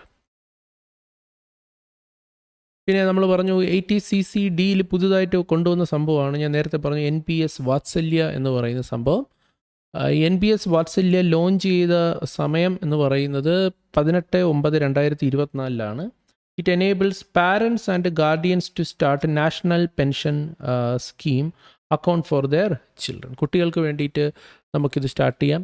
നേരത്തെ നമ്മുടെ സ്വന്തം പേരിൽ ഡെപ്പോസിറ്റ് NPSലേക്ക് ഡെപ്പോസിറ്റ് ചെയ്തിട്ടുണ്ടെങ്കിൽ വി വുഡ് ഗെറ്റ് ഡിഡക്ഷൻ. പക്ഷേ ഇപ്പോൾ പറയുകയാണെങ്കിൽ നിങ്ങൾക്ക് മൈനേഴ്സിൻ്റെ പേരിൽ വേണമെങ്കിൽ എന്ത് ചെയ്യാം, NPS വാത്സല്യ എന്ന് പറയുന്ന സംഭവം ഓപ്പൺ ചെയ്ത് നിങ്ങൾക്ക് അതിലേക്ക് ഡെപ്പോസിറ്റ് ചെയ്യാം. 18 വയസ്സ് തികഞ്ഞു കഴിഞ്ഞാൽ ഈ ഡെപ്പോസിറ്റ് ചെയ്യുന്നത് മുഴുവൻ ആ കുട്ടിയുടെ പേരിലേക്കാവും. അത് അവൻ എന്ത് ചെയ്യാൻ പറ്റും, വിഡ്രോ ചെയ്യാം, മറ്റു കാര്യങ്ങൾക്കൊക്കെ വേണ്ടി ഉപയോഗിക്കാം. പിന്നെ നമ്മൾ നേരത്തെ തന്നെ പറഞ്ഞു, ഇത് മൈനർ ആയിരിക്കുന്ന സമയത്ത് തന്നെ നമുക്ക് പാർഷ്യൽ വിഡ്രോവൽ അനുവദിക്കും.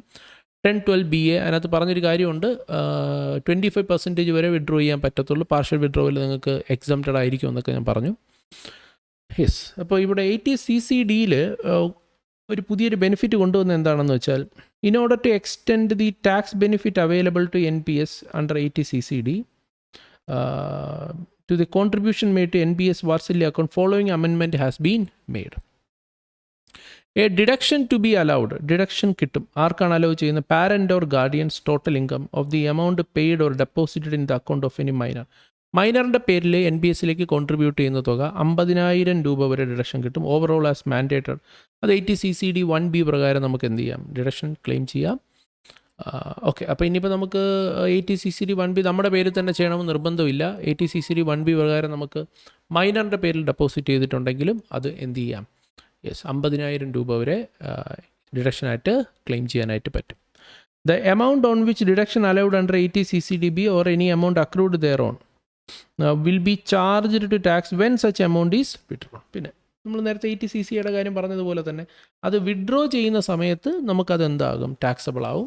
In case where deposit was made in the account of a minor, withdraw ചെയ്യുന്ന സമയത്ത് അത് ടാക്സബിൾ ആകും എന്നുള്ളതാണ്.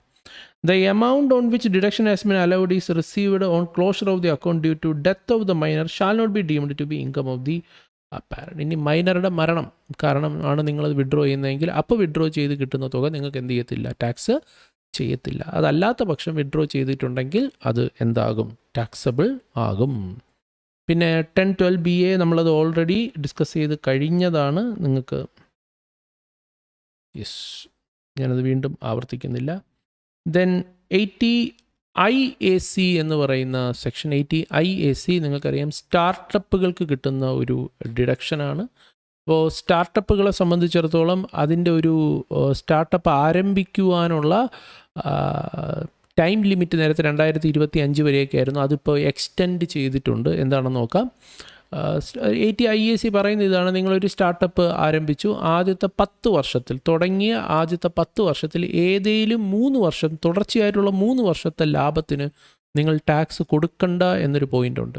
ആദ്യത്തെ 10 വർഷത്തിൽ ഏതെങ്കിലും 3 വർഷം, അത് ആദ്യത്തെ 3 വർഷമാകാം, 2, 3, 4 ആകാം, 3, 4, 5 ആകാം, 4, 5, 6 ആകാം, അല്ലെങ്കിൽ 7, 8, 9 ആവോ, 8, 9, 10 ആവും. അങ്ങനെ ഇഷ്ടമുള്ള ഏതെങ്കിലും ഒരു 3 വർഷത്തിൽ തുടർച്ചയായിട്ടുള്ള ലാഭത്തിന് നിങ്ങൾ എന്ത് കൊടുക്കണ്ട? 3 വർഷത്തെ ലാഭത്തിന് നിങ്ങൾ ടാക്സ് കൊടുക്കണ്ട എന്നൊരു പോയിൻ്റ് നമ്മൾ കണ്ടിട്ടുണ്ടായിരുന്നു.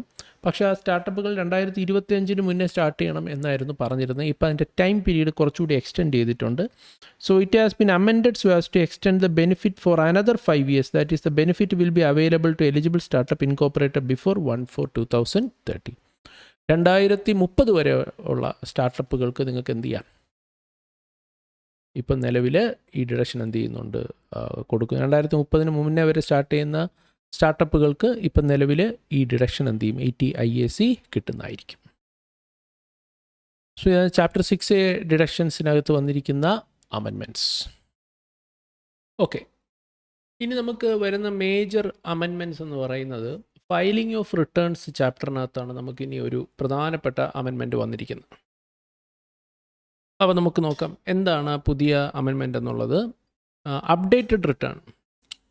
You may already know what is updated return അല്ലേ? നിങ്ങൾ റിട്ടേൺ ഫയൽ ചെയ്യാൻ വിട്ടുപോയ ഒരാളാണെങ്കിൽ, നിങ്ങൾ റിട്ടേൺ ഫയൽ ചെയ്തില്ല, അപ്പോൾ അതിൻ്റെ ഡ്യൂ ഡേറ്റ് കഴിഞ്ഞു, ബിലേറ്റഡ് റിട്ടേൺ ഫയൽ ചെയ്യാനുള്ള ഡ്യൂ ഡേറ്റ് കഴിഞ്ഞു. അങ്ങനെയാണെങ്കിലും സ്റ്റിൽ നിങ്ങൾക്ക് വീണ്ടും റിട്ടേൺ ഫയൽ ചെയ്യാനുള്ളൊരു ഓപ്ഷനാണ് എന്ത്? Updated return. ഇനി നിങ്ങൾ ഓൾറെഡി ഫയൽ ചെയ്തു, നിങ്ങൾക്കത് റിവൈസ് ചെയ്യാനുള്ള ആഗ്രഹമുണ്ട്, പക്ഷേ റിവൈസ് ചെയ്യുവാനുള്ള സമയം കഴിഞ്ഞു പോയാൽ നിങ്ങൾക്ക് ഈ അപ്ഡേറ്റഡ് റിട്ടേൺ ഓപ്ഷൻ വഴി നിങ്ങൾക്കത് എന്ത് ചെയ്യാം? വീണ്ടും ഫയൽ ചെയ്യാനായിട്ട് പറ്റും. തിരുത്തി നിങ്ങൾക്ക് വീണ്ടും ഫയൽ ചെയ്യാൻ പറ്റും. അപ്പോൾ ഓൾറെഡി ഫയൽ ചെയ്ത ആൾക്കാർക്കും ഫയൽ ചെയ്യാതിരുന്ന ആൾക്കാർക്കും വീണ്ടും സമയം കഴിഞ്ഞ്, നോർമൽ സമയം കഴിഞ്ഞാലും ബിലേറ്റഡിൻ്റെയും റിവൈസ്ഡിൻ്റെയും സമയം കഴിഞ്ഞാലും വീണ്ടും ഫയൽ ചെയ്യാൻ പറ്റുന്ന ഒരു സംവിധാനമാണ് അപ്ഡേറ്റഡ് റിട്ടേൺ. പക്ഷേ അതിന് കുറേ കണ്ടീഷൻസ് ഉണ്ട്, റെസ്ട്രിക്ഷൻസ് ഉണ്ട്, നമുക്കറിയാം. നമുക്ക് ബാക്കിലേക്കുള്ള 2 വർഷത്തെ, നമ്മളിപ്പോൾ നിൽക്കുന്നത് ഏത് അസസ്മെൻറ്റ് ഇയർ ആണോ അതിന് മുന്നേ ഉള്ള 2 അസസ്മെൻറ്റ് ഇയറിൻ്റെ വരെ നമുക്ക് എന്ത് ചെയ്യാൻ പറ്റും? അപ്ഡേറ്റ് റിട്ടേൺ ഫയൽ ചെയ്യാൻ പറ്റും എന്നുള്ളത് നമുക്കറിയാം. കുറേ കണ്ടീഷൻസ് ഉണ്ട്. നമ്മുടെ ബെനിഫിറ്റിന് വേണ്ടി, അതായത് നമുക്കിപ്പോൾ റീഫണ്ടിന് വേണ്ടിയിട്ടോ ഇൻകം കുറച്ച് കാണിക്കുവാനോ ലോസ് കൂട്ടി കാണിക്കുവാനോ ഈവൻ ലോസ് കാണിക്കുവാനോ ഒന്നും നമുക്ക് അപ്ഡേറ്റ് റിട്ടേൺ ഉപയോഗിക്കാൻ പറ്റത്തില്ല. നമുക്ക് ഇൻകം കൂട്ടി കാണിക്കുവാനും ടാക്സ് പേ ചെയ്യുവാനും ഒക്കെ നമുക്ക് ഏത് ഉപയോഗിക്കാൻ പറ്റത്തുള്ളൂ? ലോസ് കുറയ്ക്കാനൊക്കെയാണ് നമ്മൾ ഏത് ഉപയോഗിക്കേണ്ടത്? അപ്ഡേറ്റഡ് റിട്ടേൺ ഉപയോഗിക്കേണ്ടത്. ഈ അപ്ഡേറ്റഡ് റിട്ടേണിൻ്റെ കാര്യത്തിൽ now there is an amendment. Amendment എന്താണെന്ന് വെച്ചാൽ, ഈ മുന്നേ ഉള്ള 2 വർഷം എന്നുള്ളത് ഇപ്പോൾ മുന്നേ ഉള്ള 4 വർഷം എന്നുള്ളത് ആക്കിയിട്ടുണ്ട്. അതുപോലെ തന്നെ അപ്ഡേറ്റ് റിട്ടേൺ ഫയൽ ചെയ്യുമ്പോൾ ഒരു പ്രധാനപ്പെട്ട ഘടകമാണ് അഡീഷണൽ ഇൻകം ടാക്സ്. നമ്മളിപ്പോൾ നോർമൽ അടയ്ക്കേണ്ട ടാക്സിന് പുറമെ അഡീഷണൽ ടാക്സ് പേ ചെയ്യണം. അഡീഷണൽ ടാക്സ് 25%, 50% ആയിരുന്നു. അതിപ്പോൾ 4 വർഷത്തേക്കെന്നുള്ള ആകുമ്പോഴത്തേക്കും അതിൻ്റെ കാര്യത്തിലും വ്യത്യാസം വന്നിട്ടുണ്ട്. നമുക്ക് എന്തായാലും അതൊന്ന് വിശദമായിട്ട് നോക്കാം. അപ്ഡേറ്റ് റിട്ടേണിൻ്റെ സെക്ഷൻ പറയുന്നത് 139(8)(a)യിലാണ്. So section 139(8)(a) relates to furnishing of updated return. And updated return can be filed up to എത്ര നാളത്തേക്ക് ഫയൽ ചെയ്യാം? Up to 24 months from the end of the relevant assessment year. അപ്പോൾ നമ്മൾ ഒരു assessment year പൂർത്തിയായി, ആ assessment year complete ആയി അടുത്ത 2 വർഷത്തേക്ക് നമുക്ക് 24 monthsലേക്ക് നമുക്ക് എന്ത് ചെയ്യാം? അപ്ഡേറ്റ് റിട്ടേൺ ഫയൽ ചെയ്യാം. ഫോർ എക്സാമ്പിൾ ഇപ്പോൾ അസസ്മെൻറ്റ് ഇയർ 2024-25 എന്ന് പറയുമ്പോൾ പ്രീവിയസ് ഇയർ 2023-24 ഇതിൻ്റെ അപ്ഡേറ്റ് റിട്ടേൺ ഫയൽ ചെയ്യാൻ നമുക്ക് ഇവിടെ നിന്ന് എത്ര വർഷം സമയമുണ്ട്? 24 months എന്ന് പറയുമ്പോൾ 2 years അല്ലേ? എന്ന് പറയുമ്പോൾ നമുക്ക് 31/3/2027 വരെ സമയമുണ്ട്. 26, 27. The facility of updated return has promoted voluntary compliance against payment of additional income tax of 25% of aggregate of tax and interest payable for updated return filed up to 12 months. ഇനി 24 months വരെ സമയമുണ്ടെങ്കിലും നിങ്ങൾ within 12 months നിങ്ങൾ file ചെയ്യുകയാണെന്നുണ്ടെങ്കിൽ additional tax ആയിട്ട് എത്ര അടച്ചാൽ മതി? 25%. Additional tax ആയിട്ട് അടയ്ക്കേണ്ടത് എത്രയാണ്? 25% of the aggregate of tax and interest. Update return file ചെയ്യുമ്പോൾ നിങ്ങൾ എത്രയാണോ കൂടുതലായിട്ട് കാണിക്കുന്ന ഇൻകം, ആ ഇൻകത്തിൻ്റെ മേൽ കൂടുതലായിട്ട് വരുന്ന ടാക്സും ഇൻട്രസ്റ്റും എടുക്കുക. ആ ടാക്സും ഇൻട്രസ്റ്റും കൂടെ ആഡ് ചെയ്ത് അതിൻ്റെ 25% ആണ് നിങ്ങൾ അഡീഷണൽ ടാക്സ് ആയിട്ട് അടയ്ക്കേണ്ടത്. If you have filed the updated return within 12 months from the end of the relevant assessment year. For update return filed after the expiry of 12 months and up to 24 months. ഇനി 12 മാസം കഴിഞ്ഞ് 24 months വരെ സമയമുണ്ടല്ലോ, 24 മാസം വരെയാണ് നിങ്ങൾ update return file ചെയ്യാൻ സമയം എടുക്കുന്നതെങ്കിൽ അഡീഷണൽ ഇൻകം ടാക്സ് എത്ര അടയ്ക്കേണ്ടി വരുമെന്നാണ് പറഞ്ഞിരിക്കുന്നത്? 50% of aggregate of tax and interest is to be paid. ഇപ്പോൾ അതിലൊരു അമെൻമെൻറ്റ് കൊണ്ടുവന്നിരിക്കുകയാണ്. It has been amended so as to extend the time limit to file update return for existing 24 months to 48 months. ഇതാണ് നമ്മൾ പറഞ്ഞത്. നിലവിലുള്ള 24 മാസത്തിൽ നിന്ന് 48 മാസമായിട്ട് ഇതെന്ത് ചെയ്തിരിക്കുകയാണ്? എക്സ്റ്റെൻഡ് ചെയ്തിരിക്കുകയാണ് from the end of the relevant assessment year. അതുപോലെ തന്നെ rate of additional income tax അതിലും ചേഞ്ച് വന്നു. അപ്പോൾ ആദ്യത്തെ 12 മാസത്തിനുള്ളിൽ ഫയൽ ചെയ്യുകയാണെന്നുണ്ടെങ്കിൽ അഡീഷണൽ ഇൻകം ടാക്സ് 25% തന്നെയാണ്. 24 months 12 months കഴിഞ്ഞ് 24 monthsനുള്ളിലാണെന്നുണ്ടെങ്കിൽ 50% ആണ് അഡീഷണൽ ഇൻകം ടാക്സ്. ഇനി നിങ്ങൾ വിത്തിൻ 36 months ആണ് നിങ്ങൾ ഇത് ഫയൽ ചെയ്യുന്നതെങ്കിൽ, so after the expiry of 24 months and up to 36 months from the end of the relevant assessment year ആണെങ്കിൽ you need to pay 60% of aggregate of tax and interest payable. ഇനി 36 monthsന്, അതായത് 3ാമത്തെ വർഷവും നിങ്ങളിത് file ചെയ്യുന്നില്ല, ഇനി 4ാമത്തെ വർഷത്തിലേക്ക് നിങ്ങൾ കടക്കുകയാണെങ്കിൽ additional income tax payable for updated return filed after the expiry of 36 months up to 48 months ആണെന്നുണ്ടെങ്കിൽ you need to pay 70% of the aggregate of tax and interest. Tax and interest 70% ആണ് നിങ്ങൾ എന്ത് ചെയ്യേണ്ടത്? പേ ചെയ്യേണ്ടത്. ഓക്കെ, പിന്നെ അതുപോലെ തന്നെ ഒരു കാര്യം കൂടെ വന്നിട്ടുണ്ട്. No updated return shall be furnished by any person where any notice to show cause under section 148A has been issued in his case after 36 months from the end of the relevant assessment year. അതായത് 148A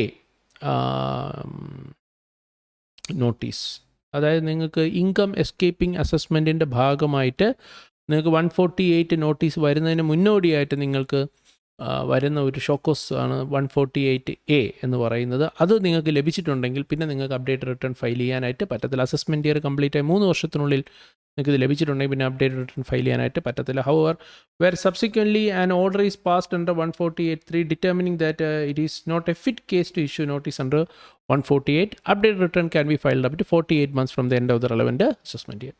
പിന്നെ 148A show cause അയക്കും. നിങ്ങളതിന് കൃത്യമായിട്ടുള്ള മറുപടി കൊടുത്തിട്ടുണ്ടെങ്കിൽ അവരെന്ത് ചെയ്യാണ്? 148 notice drop ചെയ്യുകയാണ്. അവർ നിങ്ങൾക്ക് 148 നോട്ടീസ് അയക്കില്ല. ആക്ച്വലി ഈ 148Aയും 148 ഒക്കെ നിങ്ങൾക്ക് ഫൈനൽ ലെവലിലേക്ക് പോകുമ്പോഴാണ് കൂടുതൽ ഡീറ്റെയിൽ ആയിട്ട് പഠിക്കുക. എന്താണ് ഇൻകം എസ്കേപ്പിംഗ് അസസ്മെൻറ്റ് എന്നൊക്കെ ഉള്ളത്. അതുകൊണ്ട് തന്നെ ഇത് അത്ര ഇൻ ഡെപ്തായിട്ട് നിങ്ങൾക്ക് ഇൻ്റർ ലെവലിൽ വരണമെന്നില്ല, എങ്കിലും അറിഞ്ഞിരിക്കുക. ഒരാൾ ടാക്സ് വെട്ടിച്ചു, അത് അറിഞ്ഞുകൊണ്ടായിരിക്കാം അറിയാതെ ആയിരിക്കാം. അപ്പോൾ അങ്ങനെ ടാക്സ് വെട്ടിച്ച ഒരാളെ പിടിക്കാൻ വേണ്ടി അയക്കുന്ന നോട്ടീസാണ്, നടത്തുന്ന അസസ്മെൻ്റാണ് income escaping assessment. Income escaping assessment നടത്തണമെന്നുണ്ടെങ്കിൽ ആദ്യം 148 എന്ന സെക്ഷൻ പ്രകാരം നോട്ടീസ് അയക്കും. ആ നോട്ടീസ് അയക്കുന്നതിന് മുന്നേ ഒരു കാരണം കാണിക്കൽ നോട്ടീസ് അയക്കുക, അതാണ് 148A. 148A നോട്ടീസ് കിട്ടിയാൽ നമ്മളതിന് മറുപടി കൊടുക്കണം. ആ മറുപടിയിൽ ഓക്കെ ഇവൻ തെറ്റുകാരനൊന്നും അല്ല എന്നുള്ള ഒരു ധാരണ ഉണ്ടെങ്കിൽ പിന്നെ അവരെന്ത് ചെയ്യത്തില്ല, നോട്ടീസ് അയക്കത്തില്ല, 148 നോട്ടീസ് അയക്കത്തില്ല. അപ്പോൾ അതാണ് ഇവിടെ പറഞ്ഞത്. 148Aക്ക് നിങ്ങൾ റിപ്ലൈ കൊടുത്തു, ആ റിപ്ലൈയുടെ അടിസ്ഥാനത്തിൽ അവർ 148 നോട്ടീസ് ഡ്രോപ്പ് ചെയ്തു. അതായത് they decided not to issue notice for income escaping. They decided not to go for income escaping assessment. അങ്ങനെയാണെങ്കിൽ still you can file update return up to സമയം ഏതുവരെ ഉണ്ട്, 48 months from the end of the relevant assessment year. Okay, പിന്നെ assessment പ്രൊസീജിയറിൽ അത് വലിയ relevant ആയിട്ടുള്ള സംഭവമല്ല. പിന്നെ വരുന്ന പ്രധാനപ്പെട്ട സംഭവം TDSൻ്റെ കാര്യത്തിലാണ്. TDSൽ വളരെ വലിയൊരു വ്യത്യാസം തന്നെ വന്നിട്ടുണ്ട്. TDSൻ്റെ സെക്ഷനുകളിലെല്ലാം തന്നെ ത്രഷോൾഡ് ലിമിറ്റിലും റേറ്റിലൊക്കെ വ്യത്യാസം വന്നിട്ടുണ്ട്. Okay, we will see what are the changes that has happened under TDS section. So ഇത് ഇമ്പോർട്ടൻ്റ് ആണ് എന്നുള്ളത് മാർക്ക് ചെയ്തോളാം. സെക്ഷൻ 193ൽ ത്രഷോൾഡ് ലിമിറ്റ് നിലവിൽ 10,000 ആയിട്ട് ഉയർത്തിയിട്ടുണ്ട്. അതുപോലെ തന്നെ 5,000 ആയിരുന്നത് 10,000 ഉയർത്തിയിട്ടുണ്ട്. Then dividend to an individual, okay, dividend 10,000 പുതിയ റിവൈസ്ഡ് ലിമിറ്റ് വന്നിട്ടുണ്ട്. Then interest other than interest on security, interest pay ചെയ്യുകയാണ് other than interest on security. അത് ബാങ്കുകൾ, പോസ്റ്റ് ഓഫീസുകൾ, സഹകരണ ബാങ്കുകൾ എന്നിവ പേ ചെയ്യുമ്പോൾ അത് 50,000 ലിമിറ്റ് ഉയർത്തിയിട്ടുണ്ട്. സീനിയർ സിറ്റിസൺ ആണെങ്കിൽ അത് 1,00,000. ഇനി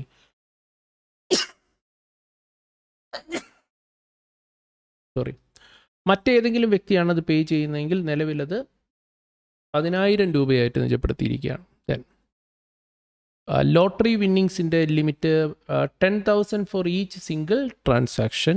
ദെൻ ഹോഴ്സ് റേസ് വിന്നിങ്സ് ആണെന്നുണ്ടെങ്കിലും 10,000 for each single transaction.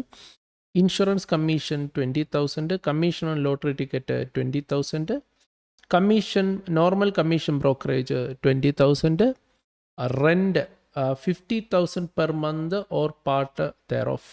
Okay, 50,000 per month or part thereof എന്നാക്കിയിട്ടുണ്ട്. നേരത്തെ അത് 2,40,000 പെർ ആനം എന്നായിരുന്നു, ഇപ്പോൾ അത് 50,000 പെർ മന്ത് എന്നുള്ളതാക്കിയിട്ടുണ്ട്. Technical professional fee, royalty or non compete fee 194G വളരെ പ്രധാനപ്പെട്ട സെക്ഷനാണ്. 30,000 എന്നുള്ളത് ഉയർത്തി 50,000 ആക്കിയിട്ടുണ്ട്. Income in respect to units of mutual fund, mutual ഫണ്ടുകളിൽ നിന്ന് കിട്ടുന്ന വരുമാനം 10,000 രൂപ ആക്കിയിട്ടുണ്ട്. കോമ്പൻസേഷൻ, എൻഹാൻസ്ഡ് കോമ്പൻസേഷൻ 2,00,000 എന്നുള്ളത് 5,00,000 ആക്കി ഉയർത്തിയിട്ടുണ്ട്. ഇൻഷുറൻസ് കോമ്പൻസേഷൻ്റെ TDS റേറ്റ് നിലവിൽ 5% നിന്ന് 2% കുറച്ചിട്ടുണ്ട്. യെസ്, സെക്യൂരിറ്റൈസേഷൻ ട്രസ്റ്റുകളുടെ ഇൻകം ടാക്സ് കട്ട് ചെയ്യുന്നത് 10% ഉയർത്തിയിട്ടുണ്ട്. ഇതൊക്കെയാണ് ഇപ്പോൾ TDSൽ വന്നിരിക്കുന്ന വ്യത്യാസം. ഈ റേറ്റ് പരീക്ഷയ്ക്ക് പോകുന്നതിന് മുന്നേ ഈ ലിമിറ്റും റേറ്റും ഒന്ന് നോക്കി വച്ചേക്കുക. MCQവിനകത്ത് നിങ്ങൾക്ക് ചോദിക്കാൻ സാധ്യതയുള്ളതായിരിക്കും.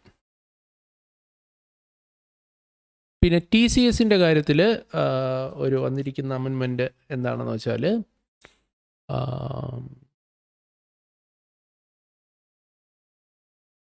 TCS tax collected at source ആണ്.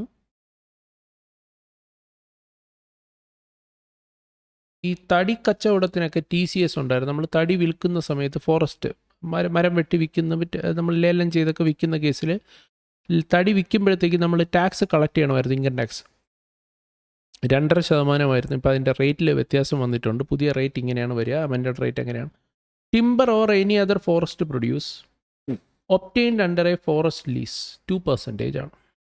Then timber obtained by any mode other than a forest lease 2%. അപ്പോൾ 2.5 എന്നുള്ളത് ഇപ്പോൾ നിലവിൽ 2% കുറച്ചിട്ടുണ്ട് എന്നുള്ളതാണ്. മറ്റ് TCS റേറ്റുകൾ നിങ്ങൾ ഇന്ത്യക്ക് പുറത്തേക്ക് പണം അയക്കുന്ന കേസാണ്. If the amount remitted out, ഇന്ത്യക്ക് പുറത്തേക്ക്, is a loan obtained from a financial institution as defined under 80E for the purpose of pursuing any education. ഇപ്പോൾ നമ്മുടെ ബന്ധുക്കൾ, ഇപ്പോൾ കുട്ടികളായിക്കോട്ടെ, സഹോദരങ്ങളായിക്കോട്ടെ, മറ്റ് ബന്ധുജനങ്ങളായിക്കോട്ടെ, അല്ലേ, മറ്റുള്ളവർക്ക് നമ്മൾ അവരുടെ വിദ്യാഭ്യാസത്തിന് വേണ്ടി ഇന്ത്യയിൽ നിന്ന് നിങ്ങൾ പണം അയച്ചു കൊടുക്കുകയാണ്. നിങ്ങൾ ലോൺ എടുത്ത പണമാണ് നിങ്ങൾ അയക്കുന്നതെങ്കിൽ അതിൽ TCS ഇല്ല. അല്ലെങ്കിൽ ഈ പണം നമുക്ക് വേണ്ടി അയക്കുന്ന വ്യക്തി നമ്മുടെ ഇന്ന് ടാക്സ് കളക്ട് ചെയ്യുമായിരുന്നു. ഇപ്പോൾ നിലവിൽ ടാക്സ് റേറ്റ് 0% ആയിട്ട് നിജപ്പെടുത്തിയിട്ടുണ്ട്. ഇനി സ്വന്തം പണമാണ് നിങ്ങൾ എഡ്യൂക്കേഷന് വേണ്ടിയിട്ട് other than above or for medical purpose, എഡ്യൂക്കേഷനോ മെഡിക്കൽ പർപ്പസിനോ ആണ് നിങ്ങൾ അയക്കുന്നതെങ്കിൽ ആദ്യത്തെ 10 ലക്ഷം രൂപയ്ക്ക് വരെ TCS ഇല്ല. 10 ലക്ഷം കഴിഞ്ഞാൽ 5% എന്തെന്ന് പറയുന്നത് TCS. ഇനി ഓവർസീസ് ടൂർ പ്രോഗ്രാമാണ്, ഓവർസീസ് ടൂർ പ്രോഗ്രാം ആണെന്നുണ്ടെങ്കിൽ അതിൻ്റെ റേറ്റ് എങ്ങനെയാണ് വരുന്നത് നോക്കിക്കോളാം. 10 ലക്ഷം വരെ 5% TCS വരിക. 10 ലക്ഷത്തിന് മേളിലാണെങ്കിൽ 20% TCS വരിക. Then non PAN case, PAN card ഇല്ലാത്തതാണെന്നുണ്ടെങ്കിൽ 10% അപ് ടു 10 lakhs ആൻഡ് 20% thereafter. ഓക്കെ, മറ്റ് വിദേശത്തേക്കുള്ള റെമിറ്റൻസുകൾക്കെല്ലാം 20% ആണ്. ത്രഷോൾഡ് ലിമിറ്റ്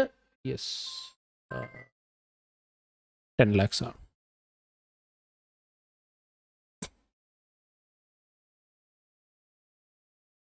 ഓക്കെ, സോ ഇതാണ് നമുക്ക് നിലവിലുള്ള TCSൻ്റെ കാര്യത്തിലും TDSൻ്റെ കാര്യത്തിലും വന്നിരിക്കുന്ന അമെൻമെൻറ്റ്. സോ വിത്ത് ദാറ്റ് നമ്മൾ വളരെ പ്രധാനപ്പെട്ട ഒരു ഏരിയയാണ് ഇപ്പോൾ നമ്മൾ കവർ ചെയ്തത്. വിവിധ അമെൻമെൻറ്റ്സ്. ഇപ്പോൾ ഈ എക്സാമിനേഷൻ ഇത് വളരെ ഇമ്പോർട്ടൻ്റ് ആയിട്ടുള്ള ഒരു സംഭവമാണ്. നിങ്ങൾക്ക് മെറ്റീരിയൽ നിങ്ങൾക്ക് ഇൻസ്റ്റിറ്റ്യൂട്ടിൻ്റെ വെബ്സൈറ്റിൽ നിങ്ങൾക്ക് ലഭ്യമാണ്, നിങ്ങൾക്കത് നോക്കാം.